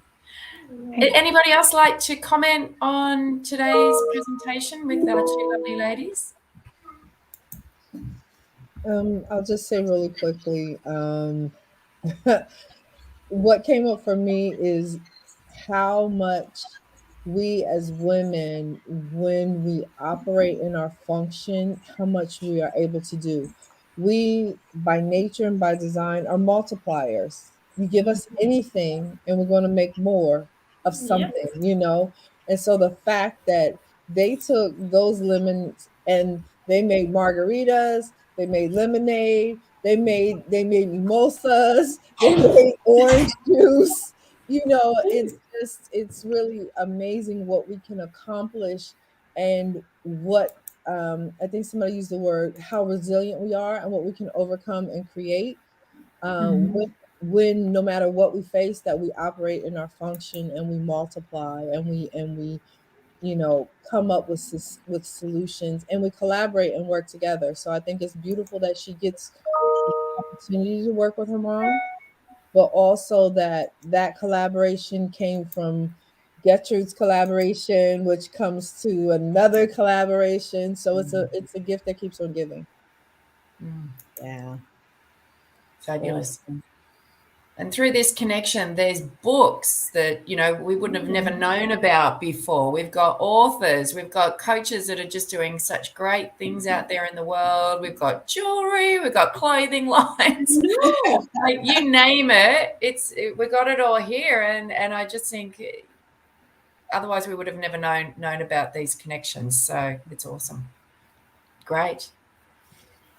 Anyone else before we move on to our next speaker? No, we're all good. Okay. All right. Thank you, everybody.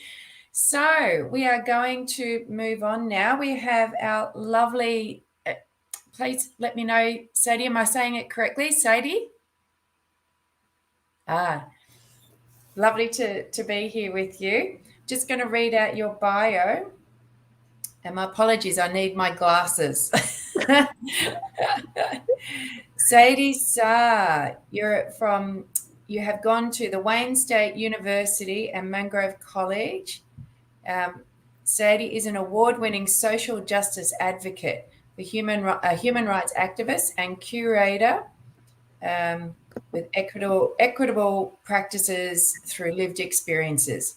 She is the founder of ABISA, which is African Bureau for Immigration and Social Affairs, and co-founder of the Black Immigrant Gale Fund. Her passion for social equity drives her commitment to advocacy at the intersections of racial, immigration, socioeconomic, religious, and gender issues. Sadie is also an avid artist and upholds her Senegalese traditions. You please correct me if I've got that in the spelling there, the pronunciation. Traditions through dance and cultural arts. She curates the vision of a multicultural, multifaceted society built on the acknowledgement, courage, understanding, transformation, and service. Sadie, we really look forward to hearing you today. You want to let us know where you are, and really keen to hear your story. Assalamu alaikum, everyone, and thank you for having me today at Herstory Circle. I am currently in Detroit, Michigan. I am originally from Senegal, and I am a mother of a 17, soon to be 17-year-old in a week. Immigrants living. My phone is ringing. Excuse me a second.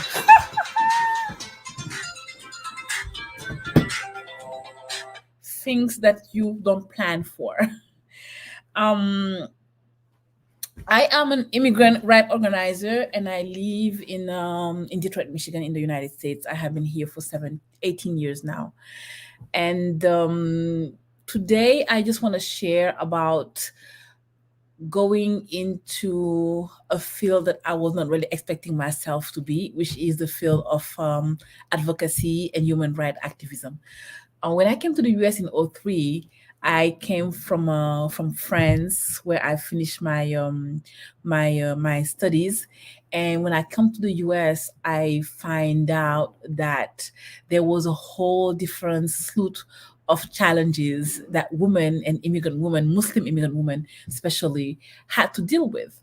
And my community here had a lot of barriers, and I was wondering why in the land that is supposed to be the land of opportunity, there were so many challenges that immigrants was facing. So that questions led me to going to meetings. And at the beginning, when I started going to meetings, I was the only Black immigrants in a room full of Latino immigrant right organizers. And for a long time, I asked myself why we don't have a space like this. How can we have a space like this? And as the years goes, I find out that I could not just ask the question. I needed to create the space. So in 2007, I start fumbling with the idea of how do I organize. A friend of mine was being deported and had went to jail, and we were trying to figure out how we were going to help him, not being deported after having spent 18 years in the country. He was here way before me. And that immigration conversation led us to so many meetings, to finding out where we really had issues, to finding out how anti-Blackness was really being manifested in immigrant spaces, and how all the laws when it comes to immigration and criminality was being applied differently. For example, when we talk about the Black Immigrant Bail Fund, when we started that project, we find out that today, when Black immigrants are in jail for immigration issues and they are asked to pay bond, they pay the highest bond. So you would see somebody from Cameroon that is asking for asylum being asked to pay a $25,000 bond, for example. And at the same time, you see somebody from another country being asked to pay a $5,000 bond. So we start looking at those numbers and at those data, and we were like, this can't be, right? There ought to be something else behind it. And anytime you peel a layer, you find another one. You peel one, you find another one. And that have not stopped. So therefore, for me, it's about all the time, how do we ensure that equity is being the lens that is being used for the work that we do, and how do we question the systems that we are dwelling in, and asking them to do better because they can do better. So the African Bureau for Immigration and Social Affairs serves as a bridge. We're trying to make sure that Black immigrants in the state where we live have equitable access to information, and they have equitable access to resources, so that they can live a better life. And if we see that there is barriers, we try to mitigate those barriers to ensure that all immigrants who are in the United States, whether they come from Senegal or whether they come from Australia or whether they come from Yemen, can have the equitable access to what they need in order for them to thrive. Understanding that they did not leave their countries, willingly, and that there is a lot of factors that push them out. And when they are pushed out of their natural habitat, their natural space, their indigenous spaces, and they show up in the United States shores, it is our duty to care, and it is our duty to welcome them with dignity. So when we see that the United States is not doing that, then we have to step in to let them know that that is our duty to care and our duty to welcome people with dignity. And we cannot choose which person are we going to welcome with dignity based on the color of their skins or based on their accent or based on, what type of religious they have. So for me, it is become a lifelong journey. Like I tell all the time, to my colleagues, I was born an immigrant because I was born in Europe when my father was going to school at the military school in the north of France. And I was born in an immigrant situation, right? I came back to Senegal where I grew up, and I grew up in Senegal almost like a half an immigrant, because when I was going to school, anytime you had to ask for my birth certificate, my mom had to call in Europe to get my birth certificate sent. So that was always a conversation. Then after I had my degree, my high school degree, I went to school in France, and it was funny because even though my passport was a red passport, everybody asked me where I was from. So my passport was not enough for a lot of people, because they would look at me and see that I was different, or that the color of my skin did not match what the passport was saying. So for that to be something that I lived personally, I sit here today as an immigrant in a country that I chose to come and be in, and have to hold this conversation of belonging and othering, and working on the side where I'm like, hey, it is time for us to stop othering each other, and it is time for us to really look at each other for who we are and what do we have in common. And if systems are not embracing it, what do we do to make system embrace it? So that's part of the story that I wanted to share today.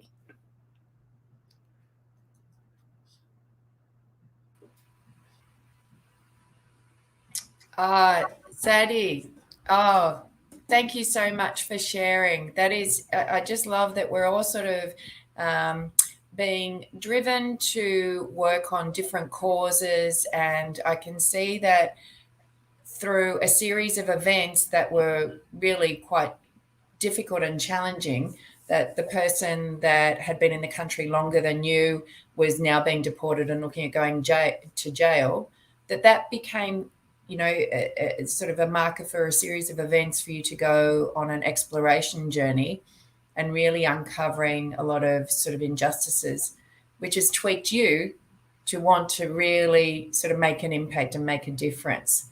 And without those experiences, that may never have occurred. So, I applaud you for really sort of kind of going down that route and doing all that you're doing now as a result. Yeah. So what would be an ultimate vision for you, Sadie, in terms of the work that you're doing? What would you love to see in terms of sort of the work that you're doing? What would you love to see happen as a result of your influence? An ultimate dream for me in the work that I do will be not to have to receive any calls and any ask to pay bail. An ultimate dream would be not to have to say, hey, what happened at Del Rio to those Haitian people? I would not want to have that conversation. I don't want to have the conversation of having to sit in a house and facing a 14-year-old and explaining to them, even though their father or their mom was deported, they are not criminal. Yeah. So that would be the dream. And working to achieve part of that, because it's like, how do you digest an elephant? Yeah. But definitely staying in the room with the elephant and saying, okay, we are going to start little, and hoping that other folks are going to come into the room and also help chip away into that, the elephant that we have in the room. Beautiful, beautiful. And where do you see where things are at now on that trajectory? Man, so good things is that today, with the help of other organizations, other Black immigrant organizations, we can still have a hashtag that says immigration is a Black issue. So, which is actually driving conversation, because in the US for the longest, that conversation did not exist. And we see more and more advocate, we see even Congress people catching on to that conversation and using it. So we still have to tell them, okay, not only use it, but also do something with it.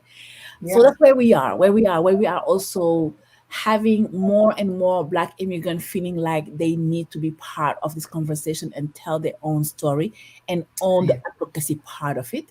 So that I have to acknowledge that momentum and say that where we are right now, this is the momentum that we're having. Like we are definitely embodying what Latino community have embodied for the longest, which is the hashtag undocumented and unafraid. So right now I see my fellows Black immigrant, Caribbean immigrant stepping into that plate where they're like, you know what, we also have the right to seek a better life and it is okay to do so. And we are not going to accept to be criminalized for having dared, having the courage and braving the seas, braving the waters, you know, walking 11 countries just to seek a better life. That doesn't make us criminal. So I'm really enjoying this momentum where we are right now. And I'm hoping that we can build higher and build more. It took us a long time to get here. Yeah, and you're clearly a wonderful advocate and very proactive with what you're doing out there. And you know, it's certainly, you know, an issue across the world. And here in Australia, we're known as one of the, you know, highest multicultural countries in the world. And you know, I know that there's a lot that goes on here with issues with immigration and feeling like you belong. Funny, I was only just reading a story to the kids last night about someone that's quite well known over here who's become a comedian, and his journey as a young boy to Australia. And the challenges that they have are very unique. You know, you're obviously shining a beautiful light on it. So thank you for what you're doing. Thank you so much. Yeah. Anyone? We've got Gertrude. Sadie, thank you for your presentation and for showing up today just to remind all of us the challenges of being an immigrant. Now, my question for you is this. As an African immigrant woman living in the United States, you're also Muslim, so you have so many strikes against you right from the get-go. My passion is around diversity, inclusion, and belonging. At what point does one feel that you belong to a place? And I'm asking this because I've been in New Zealand 21 years. There's not many Black people in New Zealand. And every single day, people meet me, they ask me where I'm from. And I'm like, I'm from New Zealand. I've lived here 21 years. I have to tell that story. And I'm not kidding. It's every day for 21 years. But I feel I'm Kiwi. I feel I belong to that country. Now, you've got your dress code that again makes you stand out. At what point does an immigrant feel like they belong? Wow. And how can people help us belong? So, I love the question. I love the questions because that experience, I think, is every single immigrant person that has some type of hue that have it all the time, right? My daughter was born here. She has a T-shirt that says, "I'm a girl from the west side of Detroit," and I always smile when I see it because that's her experience. So for me, when I go places and they ask me where you're from, I say Detroit. Because I do feel that I am from Detroit. I am very comfortable here. I have my political family here. I have my dance family here. I have my African-centered community that have welcomed me and accepted me the way I am. I go to the city council meetings. I am in everything that breathe and talk Detroit, Black Detroit. So I don't feel different because of anything. When people ask me where I'm from, I do genuinely say I'm from Detroit. And I start feeling that way, I think, within my first 5 years. My first year as an immigrant here, I didn't feel like I was from Detroit. When I hit year 5, because of the community that I had built, what I was involved in, the water issues, the short of notice, the this, the that. I was in the community, I'm in the ground, I'm in sitting in this stuff. We're talking about food. We are picketing in front of some building that had nothing to do with immigration, because my immigrant part of me is what? 3% of who I am? I'm a mom. So when we go to parent teaching conference and we are worried about our children, it's not an immigrant mom, it's a mom who is worried about their children. When we are talking about not having access to food, to fresh food, because we live in a food desert here in Detroit, it has nothing to do with me having an accent. It's had to do with me being a human being. When we don't have access to health services, it has nothing to do with me having an accent and my grandma being from Niger, a beautiful island in Senegal. So I rarely address myself like that, even though in the US, what I call the US social taxonomy, it makes you be that African immigrant Muslim woman from blah, blah, blah. That's how people see you. So when people ask me the question, I say I am from Detroit because of where I'm from. I'm not going to ask the permission for anybody else to define and decide, because if I do, they're going to take 37 years and still say I am not from here. Because here in the US, African Americans are called African American because the society don't want to call them American, because we continue, even after they were stolen and enslaved, the society continue to other them and give them a different epithet depending of what political movement they are in or where we are. And if we continue to accept it, this society is going to continue to roll us into that. So it's not about helping me to belong. It's about me helping you to stop othering folks that don't look like you, that don't eat like you, that don't dress like you, that do not do anything like you. Because it's about, why am I othering the other? Why am I saying this person is different? What is that much different from them? If really the Lord Almighty wanted us to be the same, He would not have created these millions of cultures and different people. So in all the faith, if the Lord have created us different, it was for us to appreciate and learn from each other and grow. So our inability to really make through that command is what is taking us where we are today. It's the othering part of it. So for my African immigrants, I tell them all the time, own who you are fully, because it's hard when you are thinking that a part of you is inadequate. Once you decide and accept it, that part is inadequate to fit in any society, then you are making it easy for whoever else that want to other you and make you not feel like you belong to use it against you. I don't come here as poor me, right? I understand that GPA is important when you go to school. I also understand that the world business is set in a certain way where every country have a GDP, and your GDP is defining if you are rich or poor. That's a number. I also understand that the richness of Africa cannot fit in a number of a GDP. That what we have to offer to the world as being where nations and civilization come from is immeasurable. So yes, the CFA worth what, 557 today. So a dollar today was 557 CFA. Okay, that doesn't mean that my ancestors did not have nothing to offer. That doesn't mean that the archaeologists are still trying to figure out how in the world the pyramids are still standing when we're still building homes that are collapsing anytime we have natural disasters. Like, this is where we are from. This is what I know my ancestors has been. This is what Nubia, I mean, go across the continent, there is always so much richness. The cosmogony in Mali, there is so much thing that we can't imagine, and we still have a hard time to articulate, to understand. And this is where we are from. So that's what we have to offer. In a different language, Shona, in Wolof, in a different language, but what do you have to offer, right? If I speak 4 languages and you only speak one, I'm not the one who is illiterate. I'm multilingual. There's a whole different conversation that we have to have here. I'm speaking English, right? So my accent, well, I'm just gonna have to deal with.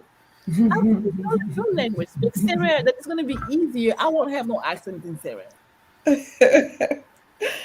Thank you, Sadie. Thank you so much. Love it. And I love that you're so articulate with your response there, Sadie. And I love that you said, if it's an issue, it's not because of who I am, it's because I'm a mum, it's because I'm a human being, and it's not got anything to do with the background. It's just because I exist on this planet, and it's an issue that we all face. And the second thing I really love that you just articulated so well was that if you buy into what other people's perceptions are and have that as your own, well, yeah, people will have, just human nature can go for that feeling of weakness in you, and it just explodes.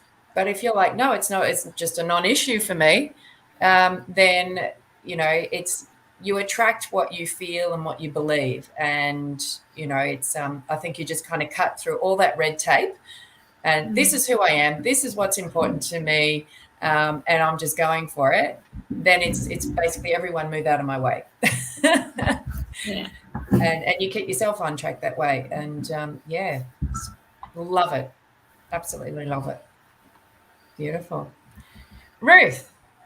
Yes, Sadie, beautiful work you're doing, and what a presentation. And for me, is so you go into this nation, into this country, and you find, or the state that you're in, you find that there is no space, there's no conversations around the things that matter to you as an immigrant, especially as an African immigrant. And you decide to go out and create the spaces, you decide to go out and you start these conversations. That takes a lot of courage, and especially, you coming from the outside, and like you're saying that the attitude is, okay, so why are you here? You must be a criminal. And you're saying, no, we're not criminal, we're just looking for a better life. We came all this way, we braved a lot of adversities just to come here and get a better life. So not being apologetic and not being saying poor me, no, not being the victim, but actually taking the initiative to start the conversations and to create that dialogue with the host country. Because I think sometimes we assume that they know, like the host country knows what we've been through, they know our situation. Maybe they actually didn't know, so maybe some of the things are coming from ignorance, in the lack of knowledge, and then having to educate them and starting this conversation. So I want to applaud you for that, and for the work that you are doing, that bravery and that courage, and just being bold in that space. Well done. And thank you for joining our tribe. Oh, thank you so much. I was invited by Miss Adija Amadit, my dear friend. I love her. So when she Yes. sends stuff, it's hard for me to say no. But yeah, she was like, why don't you join? I was like, I don't know. Okay, I will. So I'm Thank you, happy that she Adija. actually followed me and invited me, because I was like, okay, yes, let's go. Let's do this. Thank But you. like Mariam was saying, this platform, I knew about it yesterday. I have no idea of what it was. When I saw it and it was about sharing her story, I immediately thought of Sadie. I said, this lady, she's that person. Like and today's story is only one of so many. She can come every day and share something that is so You deep. work fast. I'm sorry? You work fast. Yeah. Yeah. And she just See said, it yesterday, get Sadie on, and boom. oh, I know, eh? yesterday you were talking about sending 10 friends. I think Yeah. I did that immediately. Yeah. I did it right after. I literally said, I just finished this. You need to be on board. only Sadie respond immediately because she Yeah. knows me and she knows that I know that she's busy.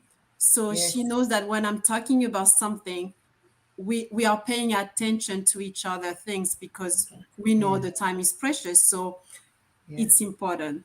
But Fabulous. I think her work is beautiful, and like Yeah. the part that I love. I mean, I'm going to repeat it there here, even though I knew about it, but it's that aspect of treating people with dignity, no matter how they look like.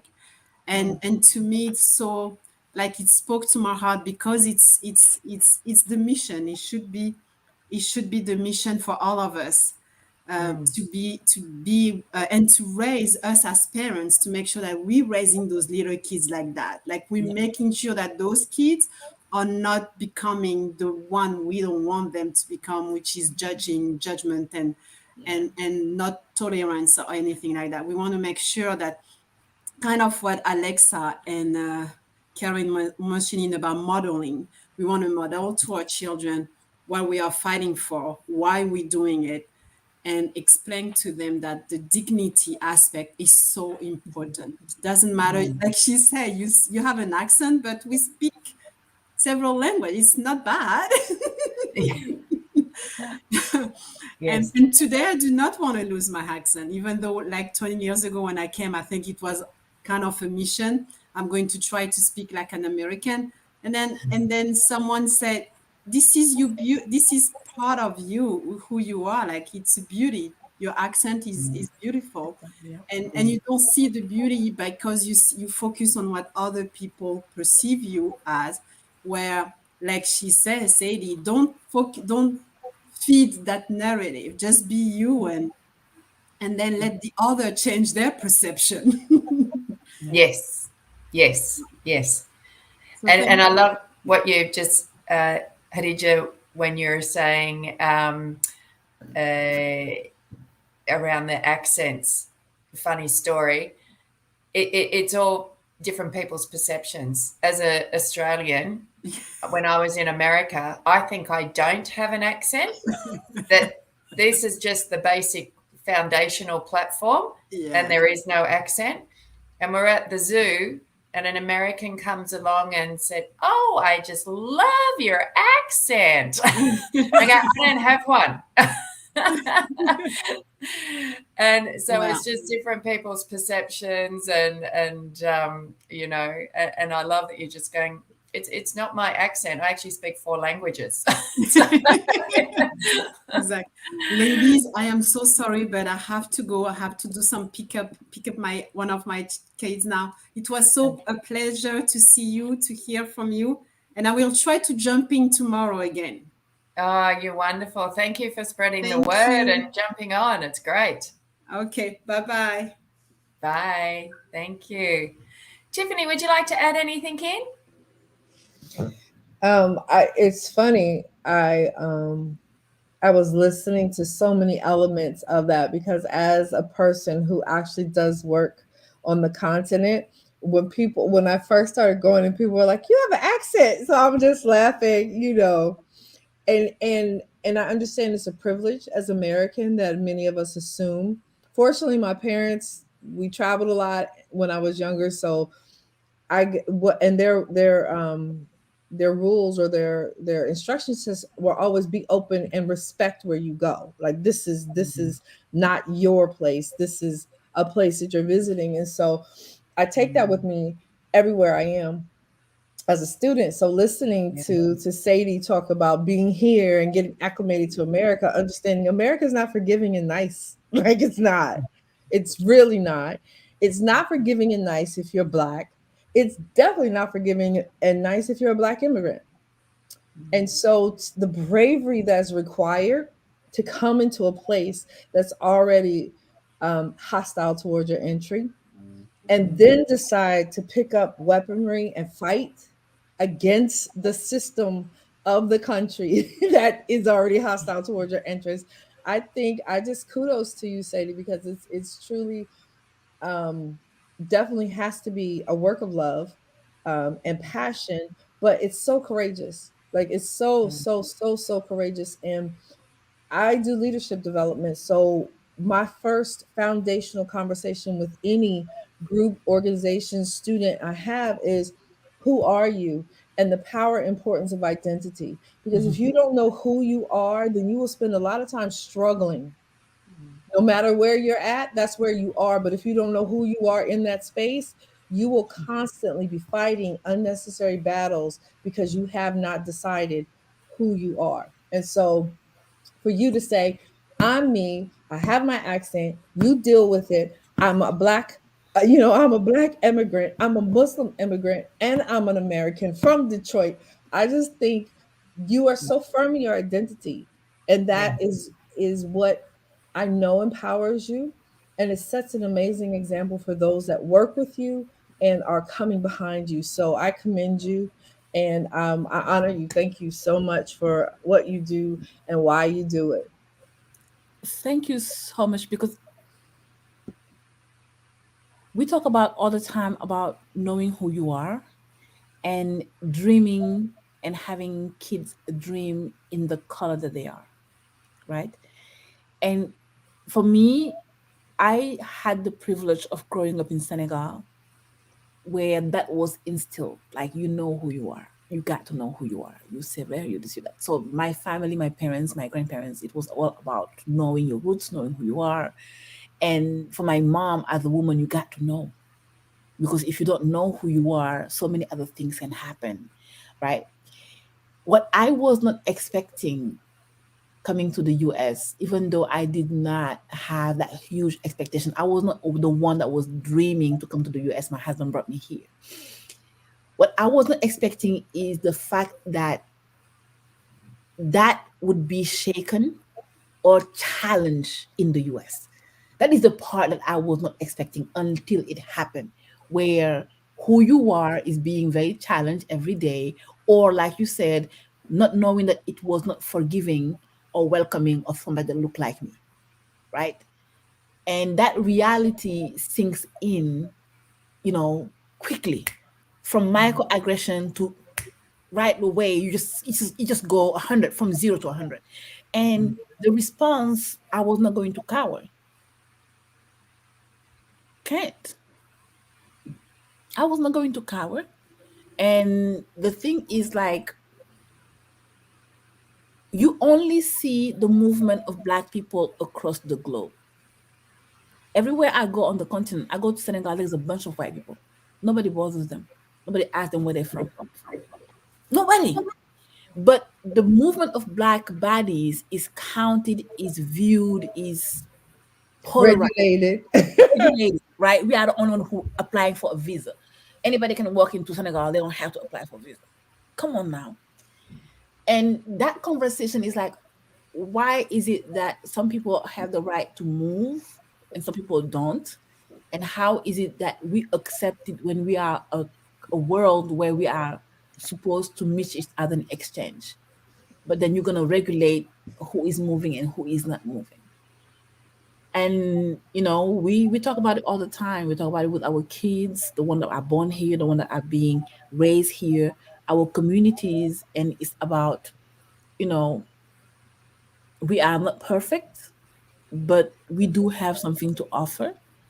And we're going to continue to offer what we have.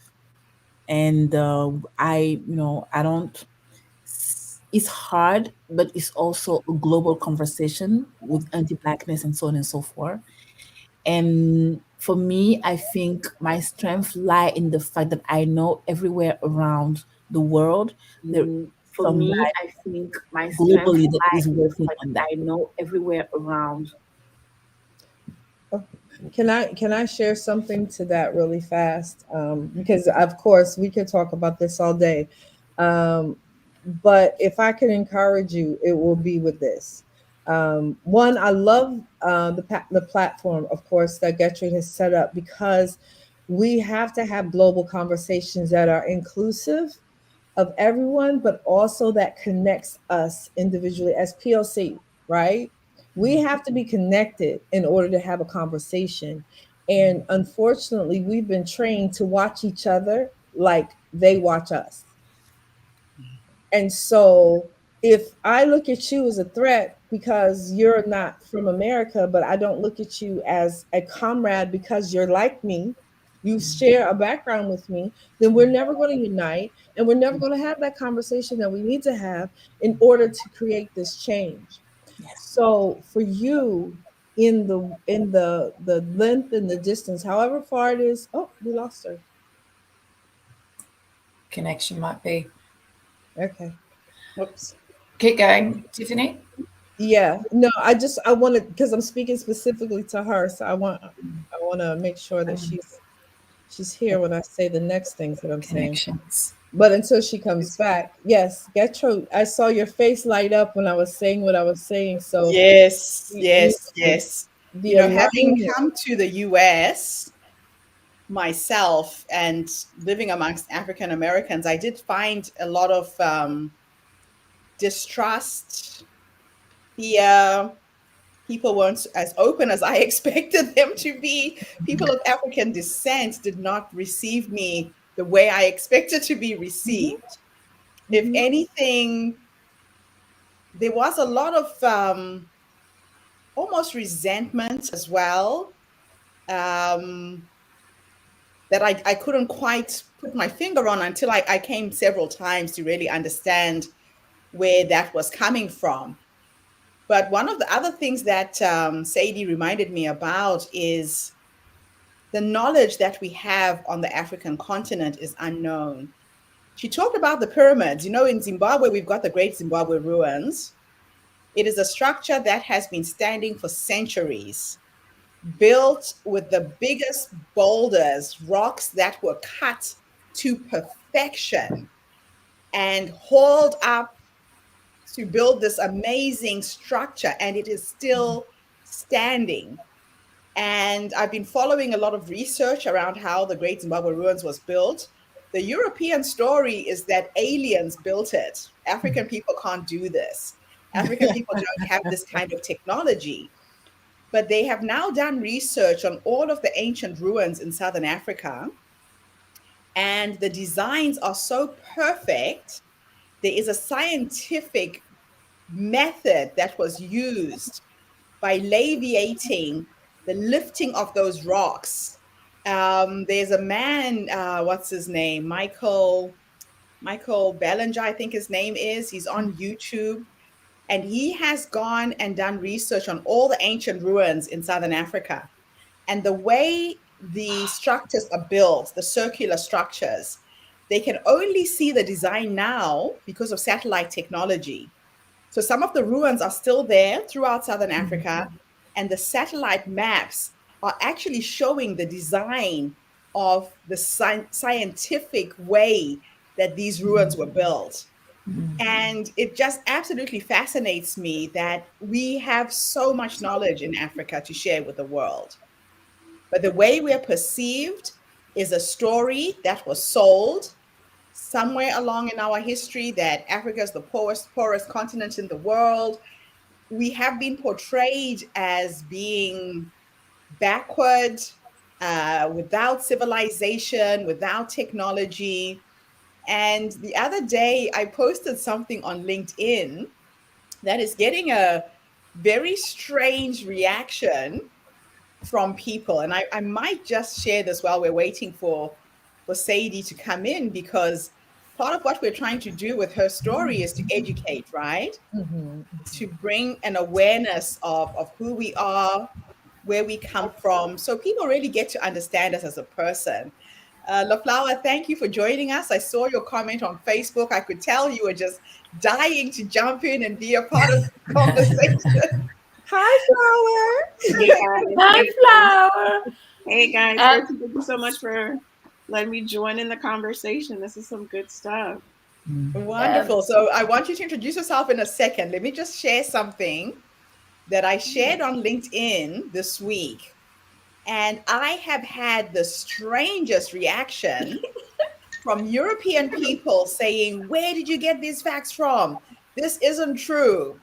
So for those of you who don't know, the African continent, these are the facts. The African landmass itself is 300 million kilometers. China is 9 million. The US is 9 million. Wow. The European continent is 10 billion.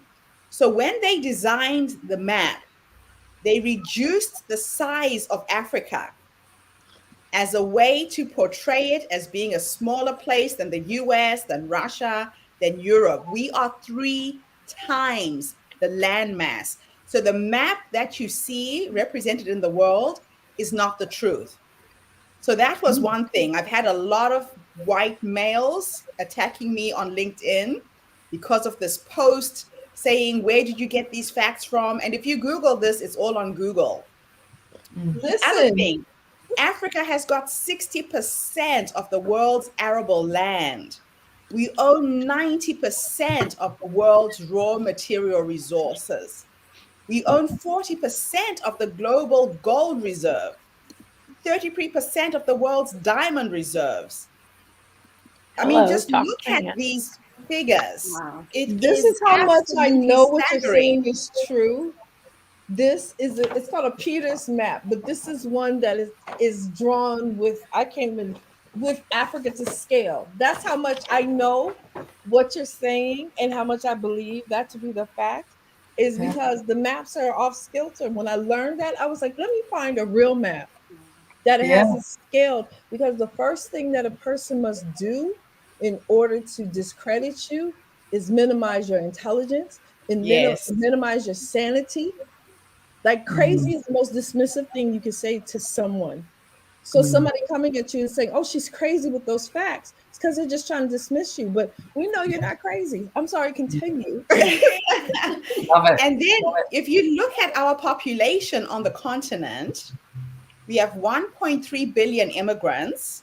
China has 1.4 billion, but we have 30 million kilometers squared. China only has 9. So Africa is actually subpopulated. The DRC is a country that is capable of feeding the entire continent, just one country. It has the most important rivers on the continent. And so, as a people, we were sold a lie. And the lie that African people were sold is that we are poor. And part of what I'm doing is to create a disruption of that narrative, to share the truth, to share the facts of where we come from and what we can bring to the world. They say that until people of African descent start writing their own history books, history will always be told from a white man's perspective. Exactly. And this is the unfortunate thing. And that's why people look down on us when we immigrate to different countries. They don't realize that we have value. We can offer opportunities to other people. We have knowledge and skills.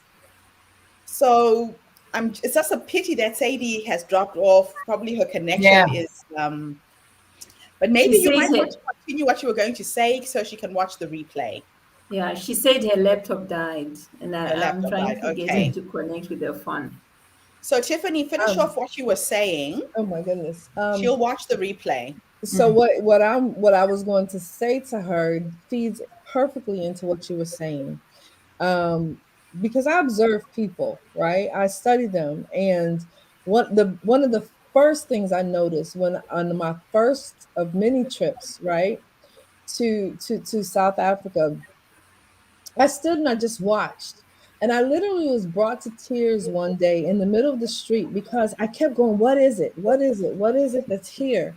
And I realized that there was not one African, not one person of African descent that I had encountered that did not know who they were or where they came from. They may have been trying to figure out purpose. They may have been trying to figure out if they were a girl or a boy. They may have been trying to figure out if they wanted their hair to be blue or red, but they knew they were on their own land.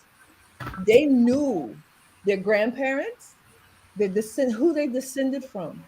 And that's the one thing that has been disconnected and cut off for us as Black Americans here in the US. And it's our greatest vulnerability and weakness. And I tell people all the time, until we unite, because there is a very real necessity for the Black American to connect with the continental African, right? Because there's an identity that we're looking for that is there, and there's an understanding of Western ways that we have that we have to meld together and make things happen.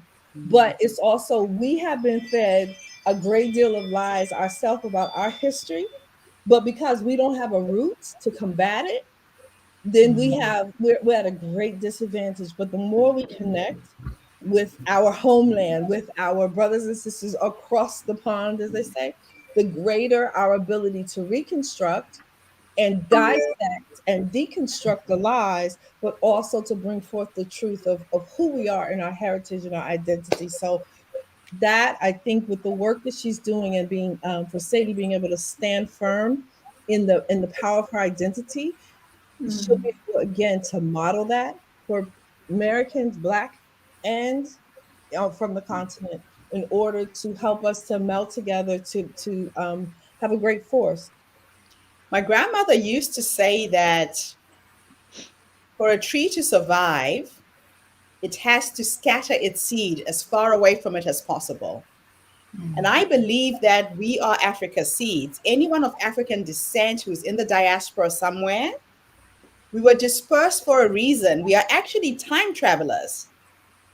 And one of the things I'm trying to do with the Her Story movement is to remind people of that we need to go home. We need to go back to our communities. We need to connect with each other on the continent. We have the knowledge, we have the skills, we've got that missing piece that is keeping Africa in bondage, in poverty right now. But we were dispersed through slavery, economic refugees. I've been in New Zealand 21 years because I couldn't even get a job and feed my kids in Africa. We were dispersed for a reason, to go out into the world, amass the knowledge, amass the skills, and go back and help rebuild the continent into the greatest nation in the world. I started referring to Africa as a country in my presentations, and I got attacked by people of African descent, saying, "Who the hell do you think you are? Africa's not a country." The honest truth is, we used to be. And colonialists came and divided us. They put borders. They told us we have different tribal differences. And now we are fighting against each other on the continent. If you read African history, that's how they conquered us. It was through divide and rule. They would come and tell you that you are from the Shona tribe, you are from the Ndebele tribe, you're Xhosa, you're Zulu. Then there's infighting amongst us. So I'm really so glad Sadie came just to awaken this back in my soul, because I know that when I incarnated as an African woman, I came on a mission to disrupt this narrative, to change the story. If anybody asks me, Gertrude, why are you here? That's my mission. That's why I'm on the planet. Ruth, I can see you're trying to jump in there. And Miriam. I'm just, sorry, you go, Ruth, but I'm, fascinated and really taking all this in. And LaFlower, after Ruth has spoken, please introduce yourself. Tell us where you are. Who told you about the Her Story movement? Ruth, you go first. You know, I think this decade that we are in, we were going to be coming across a lot of exposure or revelations or come to knowledge, awakening, enlightenment, whatever you want to call it, that the system that we've been fed was actually built on deceit. And everything that the world system is built on deception, and they fed us this narrative, they fed us this deception for a long time, that we've come to actually believe that it is true, yet it's not true. And the perpetuation of information that's been sent out through the different media, just to build on those layers of deceit. But I think this is a decade where there's just great awakening, there's enlightenment, there are things that are coming to, and we are questioning things. We are stopping and saying, look, was Jesus Christ really blue-eyed blonde What you know, because we're talking about Middle East, so wouldn't he be dark skinned and all that? There's so many things that are now we're coming out and saying, no, this cannot be right. So I'm so glad to say it is part of our tribe now, and the things that we're going to just learn from her, from the interactions and the future summits. Thank you so much, Marianne. And I think what's coming through strongly too is it is no longer okay for us to be ignorant. You know, the generations before us, you know, you're indoctrinated with your religion. There was no questioning. And even if you did want to question, you didn't have the knowledge base. You didn't have access to what we have now. So it's no longer a thing that we can hide behind. Well, I am questioning it, so let's explore it. Let's get some really great avenues for exploring these things and come up with you know, solid evidence. And we really are, you know, then have a choice then as to which way that we want to, you know, are we going to go with what's actually true? Or are we going to stay in the shadows? And just secondly, the other thing that I really picked up from Sadie too, that traverses for all of us is, I love that as a young girl, it was instilled in her culture, in her family unit, the grandparents, the grandmothers, the mothers, know who you are. And in a world where we don't get that, because there's obviously, you know, the very cliche, you know, looking out into the world with what's on social media, well, who am I supposed to be? And to think that in the home base, that was something of high value, to know who you are, it really brings us back, you know, that's really getting that strong foundation of the tree, because once those kids get out in the world, and I've got 3 of them, if they don't have a strong sense of who they are, you watch how much that tree is just going to crack and bend. And so I really, really took that away, that, you know, for all of us, it's something to remind us of just how important it is to instill that. You know, there's many personal development platforms for us adults that still don't know who we are. And, you know, if we can do it from the ground up, that's brilliant. Absolutely. Yeah. Absolutely. Yeah. And I'll just jump in there really quick. So, hey guys, I'm LaFlower. I was invited by the amazing Tiffany, and I'm a wife, mom of 8 awesome kiddos. I am a Texan, so I'm here in the States. But this topic really pulls on my heartstrings, because I think our youth are calling us to understand our truth, to understand their culture and heritage so much more. My son, who is 19 now, he has forever been pulling on me. He's like, Mom, I want to know more. I want to dig deeper. Where are we from?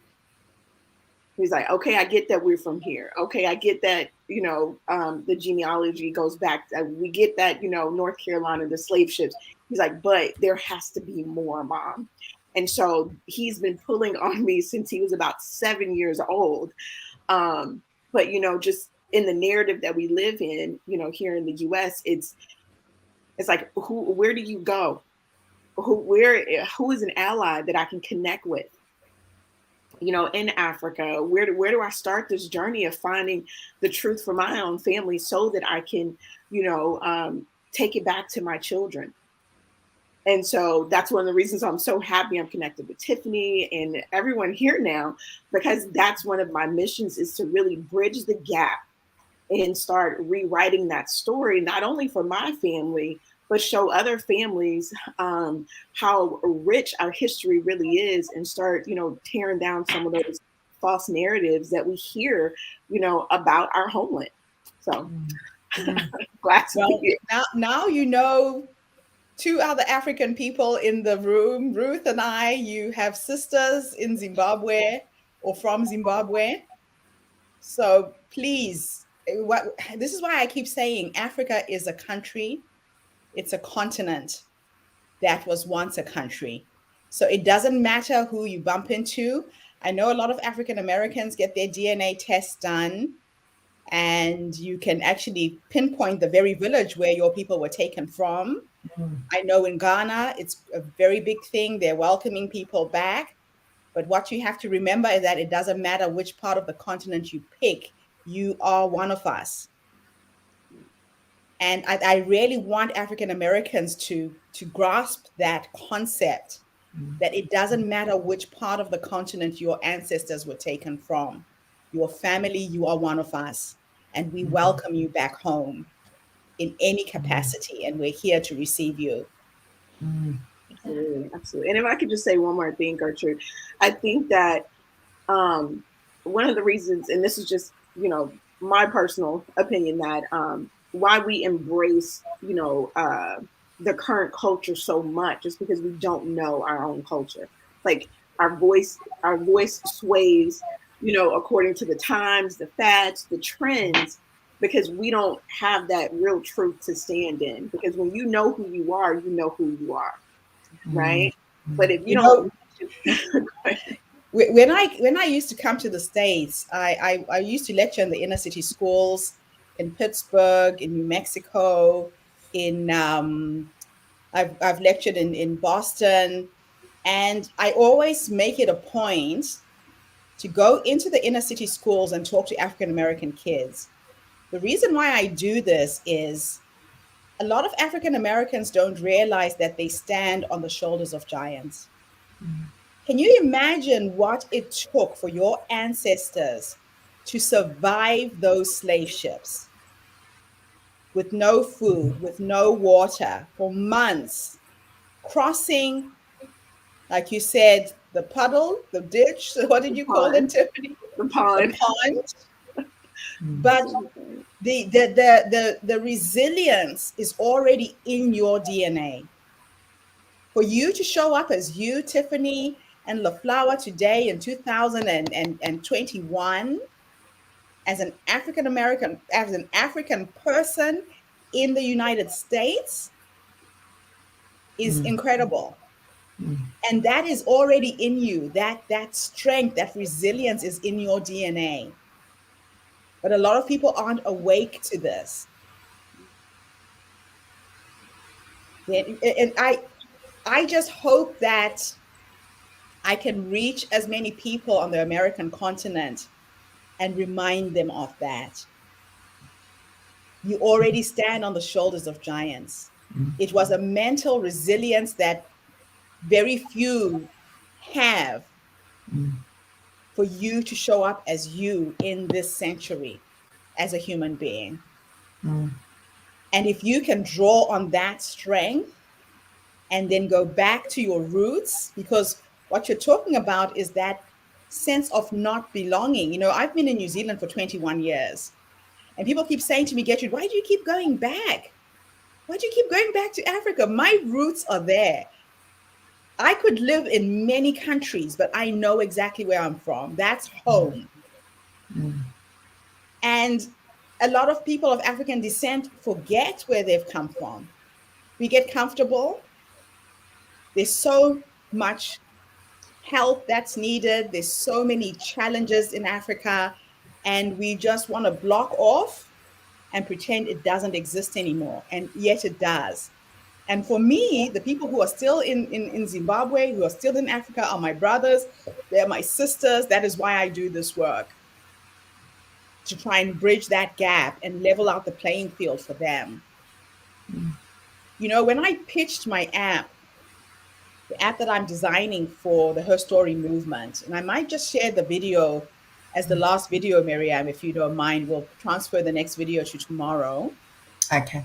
I had to paint a picture of the future.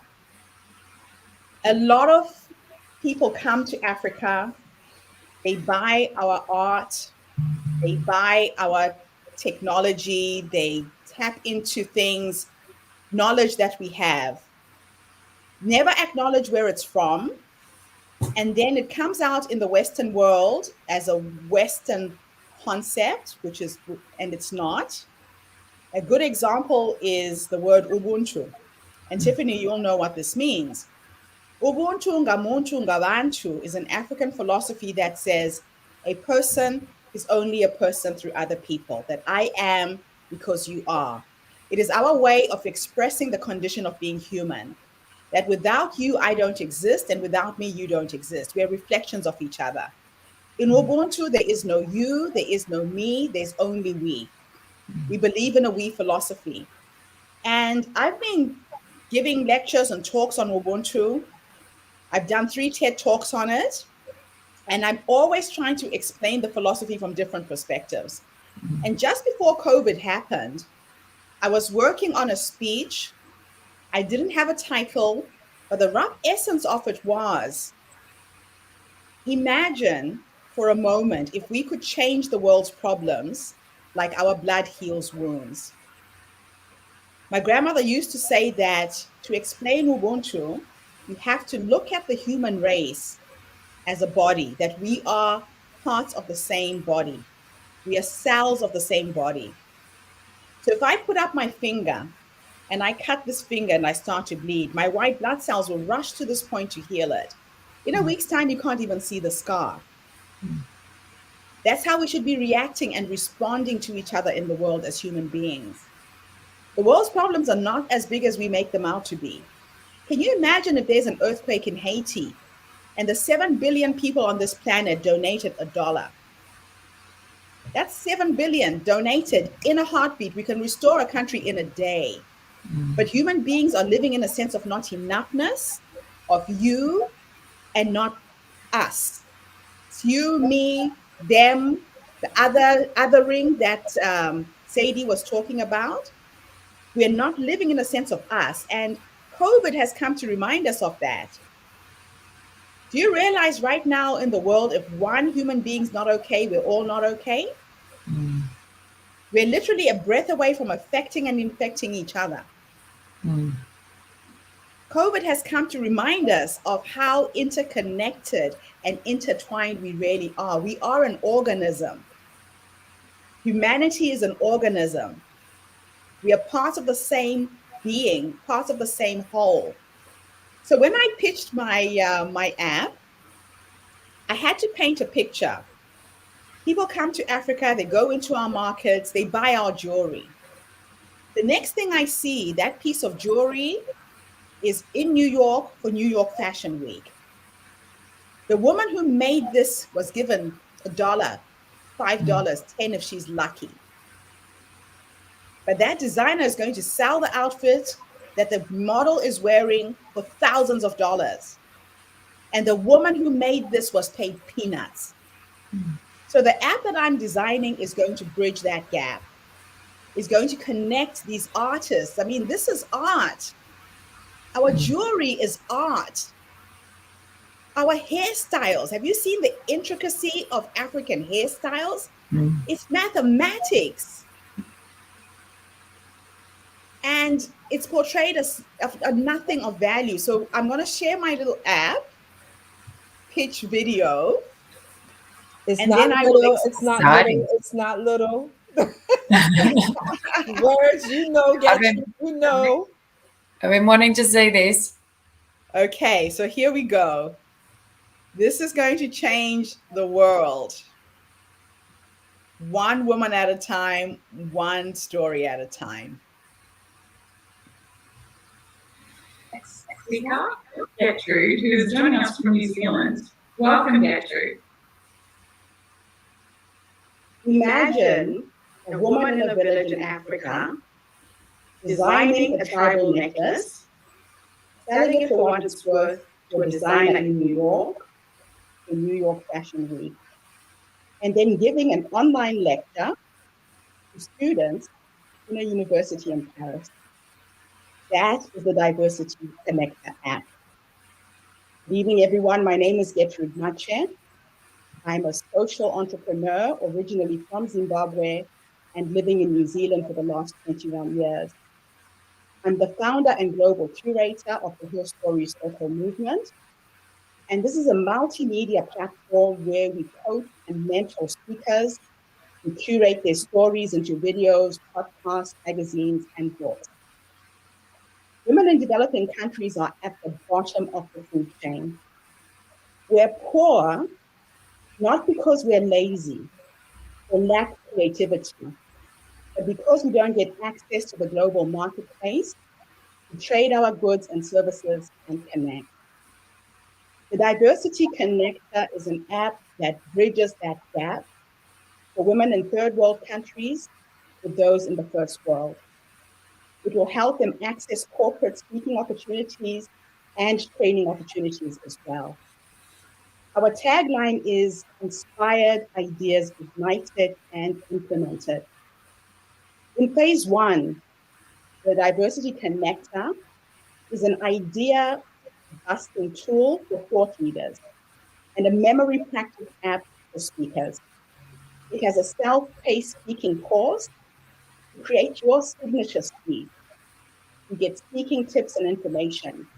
You get appointments and tasks that you can schedule and get reminders an hour before or 15 minutes.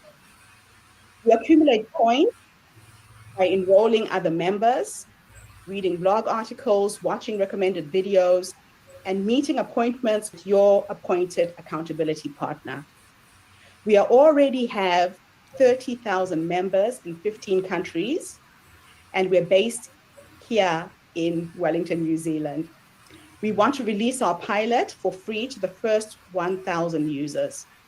In phase two, the Diversity Connector is now a bridge between our speakers and our women in our community with corporate speaking opportunities and workshop facilitation in diversity, inclusion, and belonging.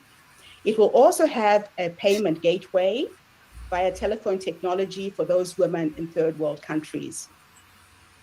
Today, I'm here to ask for your help, not just for funding to market and scale this platform, to develop our MVP in phase one, but to extend your networks to help us reach more women, get corporate sponsorship and grants. So please step into the future with me and help us transform the world, one woman at a time, one story at a time. Thank you. Woo. Congratulations, Greta. Well done. Sorry, Gertrude, on a fantastic pitch. And I love the idea. I think it's really heartfelt and it's a beautiful idea.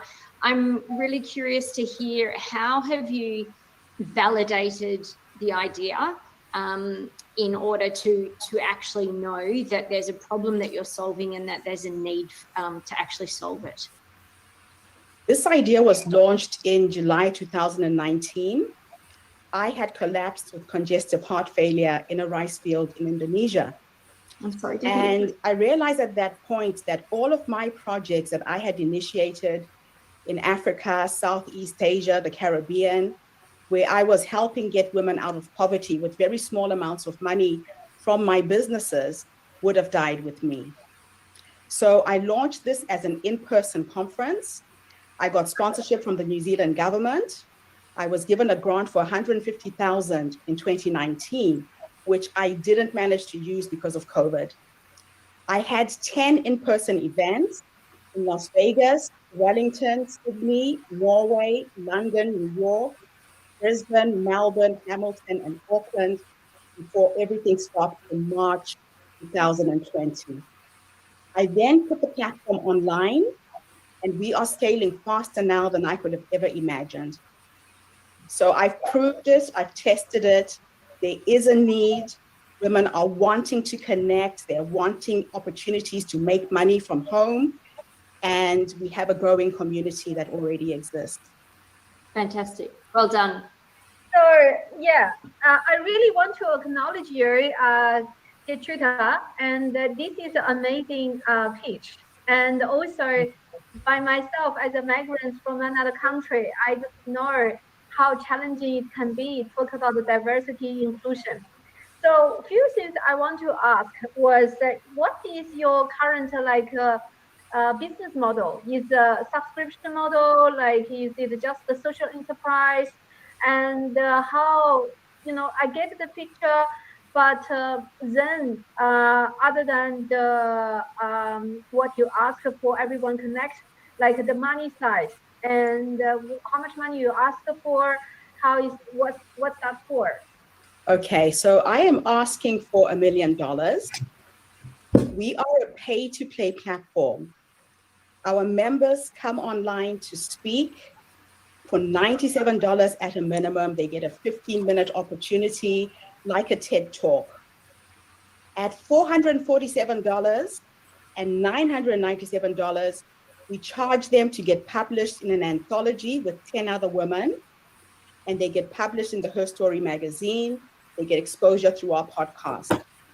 So people have already been paying these prices. We also didn't want money to be a barrier to entry for women to participate, especially women from Zimbabwe, from Africa, where I come from. $97 is a lot of money. So we have created a scholarship program where there are some women within our network who will sponsor another woman in a third world country who can't afford, and that has been working like a charm. We go ahead and design that woman's book cover.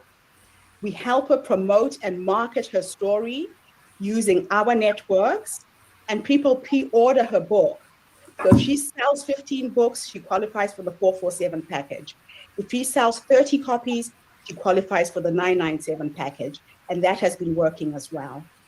Now, the amount of money I'm asking for is to help me build the technology behind this platform. In Africa, people don't get access to physical cash. In Zimbabwe in particular, we do not have a currency. We are trading in US dollars. So unless you have children who live overseas, who send you money, people are bartering for basic food commodities. So what I used to do when my parents were alive is I would send them money through their phone. We have what's called Eco Cash. So in every village in Africa, people have got cell phones. And that's how we transact. You can take your cell phone to a supermarket, you can pay your children's school fees. And that's how I've been supporting the women in the cooperatives that I have set up in Africa. I transfer the money through a platform called World Remit. So I'm wanting to interface that in phase 2. I'm also trying to turn this into a reality TV show. So imagine a show like The Voice, American Idol, but for speakers. The competition is on 2 parts. It's on you standing up as a thought leader with an idea that can be implemented by somebody else. On the other side, every one of our members brings a social impact project that she supports in her community. We're looking for those unsung heroes, people who do things for other people without expecting any acknowledgement, grassroots projects where if we donate $5,000, $10,000, we know that 100 women got out of poverty from that gift. Right.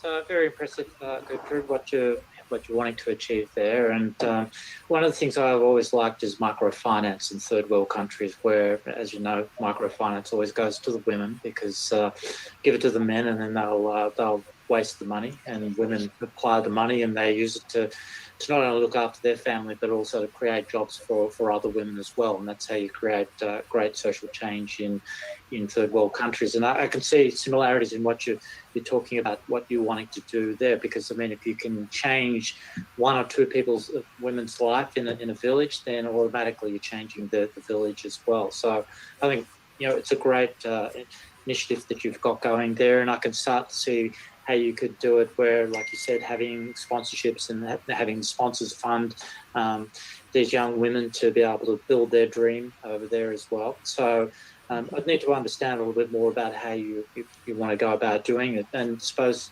going back to the same thing I said before with Amy, that I mean, you want $1 million, but it's again about having a look at when you need that and where to source it from, and what are the ways of being able to fund this as well. And happy to have an offline conversation with you around some of the options on doing that. But yeah, I'm a really great believer in things like what you're doing, because I think the more that we can empower young women in particular in third world countries, that's where you're going to create the social change. It's not with the men, it's with the women. Oh. Yeah, Thank you, Peter. And we've already found a solution to raise the $1 million amongst the community. Right. In scaling this project, we are now licensing the Herstory Circle platform for other women to invest at $1,000. So if we got enough money to market and promote that and sell 1,000 licenses at $1,000 each, we can raise the money just within our community. It's the marketing budget that's really difficult at the moment. Yeah, to get to there. Yeah. Yeah. So have you scoped out what you think that is? We have scoped that out at 50,000 US. Yep. And the platform that we are trying to look at, we can get a platform that we can white label from one of my mentors to get us started and get the community on the platform and start testing the app.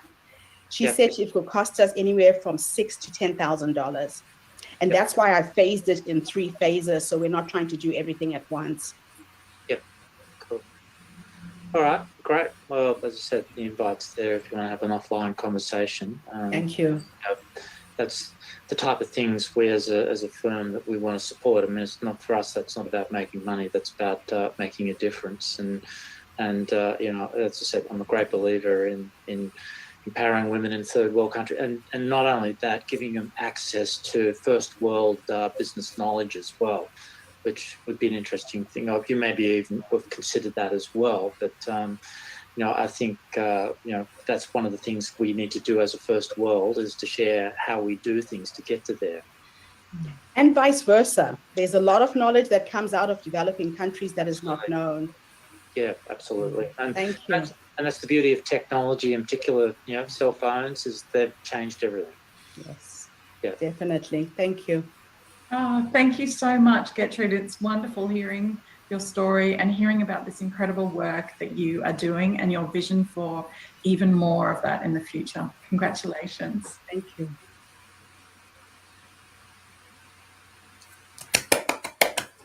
Wow.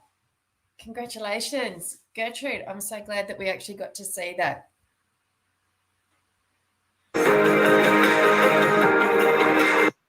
So what has since happened is the gentleman and the lady who spoke first have 2 venture capitalist companies here in Melbourne. They've joined forces. They've come on board to help us raise the 2 million I need to get us launched. So I'm actually going to be staying in Melbourne now. I'm looking for a place to stay. They're getting me a car.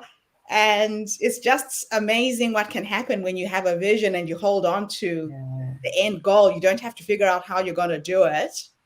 It's just being clear. What is it I'm creating? And when something is greater than you and is impacting on other people, it's exponential, the miracles that can happen. So I'm really excited to have you ladies on board as my front line. We are really going to create a massive dent in the lives of women globally. Yeah. So your job now is to help us recruit. We need 500 speakers for next year. And I'll email you the financial incentive behind that as well. But we want to launch in a really big way because we have to scale fast. We have to get this out into the world as fast as possible. So thank you all for being here today, for being a part of this movement, for seeing the vision. Tiffany, you were one of the first people I explained this to when we met the first time, 2017, because I had gone to a lot of women's conferences and I always felt there was so much feminine energy that would come together and there was so much more we could do collectively. So when I joined the Women's Economic Forum, that was the vision I had, as you remember. Unfortunately, the founder didn't quite buy into the vision of making it a social impact movement. So I decided to create my own, and here we are. Wow. Exciting times are coming. Yeah. You know, Gertrude, I've just adored you since I met you. I've always, you know, I'm a really good discerning people, and you just been consistently, you know, pure of heart and always impacting and seeking to make an impact with and for women. I was telling somebody about you yesterday because it's so funny, like out of the blue. It was like message Gertrude, and here we are. And this is perfect timing. One, because I'm coming off my 2-year hiatus, right? And so I kept praying because I was like, God, I'm having trouble getting my cart back on this road, right? Because I haven't been talking to people. I had shut down a lot. And so this is actually, I'm activated, and this is the inspiration that, what was it, 4 or 5 years ago, we were talking about this, and now we're in 5 years later, it's actually come up. So it's not the amount of time, it's maintaining and holding the vision. I was telling her about the ladies with the mango squeezer, the mango juicer. Mango juicer. Oh my God, the mango juicer. That's the funniest thing. And I love it. Like, I love it. I love it how you bring so many cultures and people together, but still maintain who you are. You're clear who you are. It doesn't matter who your friends are, you're clear who you are. And I think that's such a stellar example for those of us who are supportive of this movement. But you've also, to me, you could correct me if I'm wrong, opened the door that it's our movement. Yeah. You know, every woman who's coming forward is part of co-creating this dream. It's not mine, it's ours. And I'll tell you, Tiffany, I've interviewed 3,000 women. Ruth will tell you how many hours we've put into this. And I thought to myself, every woman who's saying yes has got a piece to the puzzle. And that's exactly what's happened. The grant that I got from the New Zealand government was through an Australian woman that I was interviewing for my podcast. And she said to me, Gertrude, how are you doing this? Where are you getting the money from? I said, oh, I've got this idea. I've got this idea. And she said, well, I just got a grant from the New Zealand government. I'm like, what do you mean? And one email, she puts me in contact with the Department of Tourism, and they were giving an incentive to people who are bringing people to New Zealand, because they know if you come for a conference, you're not going to just come all the way to New Zealand for a day. You'll be here for a week, 2 weeks. And then I got this amazing $150,000 grant that I never got to use. So I got it just before COVID. I did manage to use part of it to travel to all the countries where I did the 10 events. They paid for my flights, my hotel bookings, and I did 10 in-person events in less than 6 months. I was like on a plane to a different country. And then here we are. And after COVID happened, I realized that this is an online thing. We're scaling so fast now because people can present like this online. We don't have to pay for venues. We don't have to pay for food. I had 15 events canceled for the first quarter of 2020 last year. I was in a black financial hole. None of the venues could refund. Everything that could go wrong went wrong last year. And then on a personal level, I lost my mother-in-law on the 29th of March. Then my mother died 3 weeks later. And like you, Tiffany, I had to stop last year. I stopped and I got offline, and I just had to grieve for 6 months. And then I got cyber hacked by women I was working with. They got me kicked off Facebook. I had created groups in the different countries, and I was allowing the women who were facilitating or chairing those events to create the group. Next thing I know, they've kicked me out of the groups. They've taken over my groups. I had a following of 20,000 women on Facebook that I lost. And then a miracle happened. So I tried to recreate my Facebook account. Each time I create an account, I would be reported. I got booted off. Now I wake up every morning with a blank piece of paper, and I fold it in half. And I write down my to-do list on the right-hand side. And on the left-hand side, I write down the things the universe is going to figure out for me, things I have no control over. And I remember writing down, we have to figure this one out. I need to get back on Facebook. Released it, forgot about it. About 3 weeks later, I get a message on LinkedIn from a little boy based in Ireland. This kid is Canadian. He had done a social entrepreneurship business degree, and his professor played one of my TED Talks on the last day of college. So he reaches out on LinkedIn. He says, Gertrude, I'm just inspired with what you're doing. My name is Eddie. Would love to talk to you and support your work. I have a conversation with him on Zoom. Guess where Eddie is working in Ireland? He works for Facebook head office. Do you know in 2 hours, he went into the back end, restored my account, traced exactly who was blocking me. My chairperson in Norway, my chairperson in Sydney, the chairperson in Edmonton, Canada. They were blocking my accounts to get me off Facebook, and they hijacked my groups, renamed them, and started competing conferences. Wow. So as women, we're having to learn to trust random strangers online. I had a lot of warning bells that went off and I didn't trust them. And I'm now coaching women on how do we build these relationships without seeing each other. Because, you know, when you're in a room with someone, you can tell from their energy, their body language, whether they're being authentic or not, and you're looking them in the eye. Virtually, it's going to be challenging. It's going to be a skill we have to learn on how to trust people through the internet, with our ideas, with our thoughts. Cyber crime is high amongst women online, surprisingly enough. Since I started sharing the story, I'm hearing more of the story.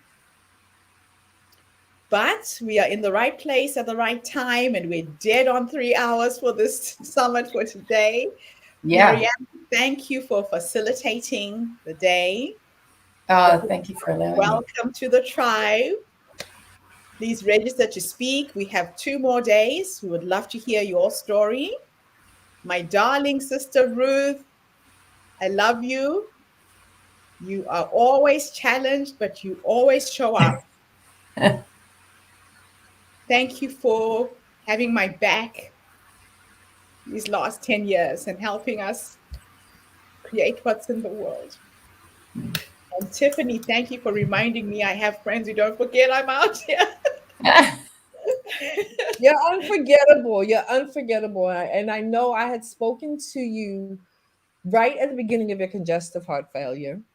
Right. Because you it's like we touch in these spaces, in these times, and life is lifing. And then the last time I talked to you before that, you were preparing for the wedding. You were like, come to the castle. And I'm like, yeah, I can't make it this time. You're like, just come. And I'm like, yeah.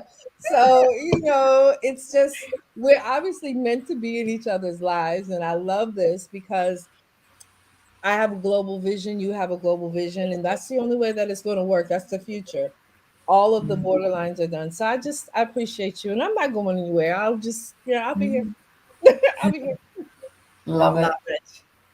No, thank you, ladies. This has been amazing. We will be back tomorrow, 7 a.m. New Zealand time. Oh, no, 7 a.m. Melbourne, 9 a.m. New Zealand. It was 12 noon Pacific US time. What time in Zimbabwe and UK, Ruth? 9 p.m.? 10 p.m. Zimbabwe and South Africa, 8 p.m. UK. Okay, awesome. Wow, opposite ends. Yeah. Thank you. It's been really special to really deep dive into where things are at, and you know, you've had so much happening in the last couple of months, Gertrude, and so I'm so grateful that we got to see the video and all the discussion around it. It's been a really great way to really sort of wrap up today, and it's so exciting what's going on, and just clearly the support that's around, obviously not just here right now, but with all the people that are involved on this platform. And I'm so grateful that you've got the willingness to forge ahead and share it with us all, and that we've all got a role to play in it, which is beautiful. So exciting times. It is. Thank you, everybody. We'll see you all tomorrow.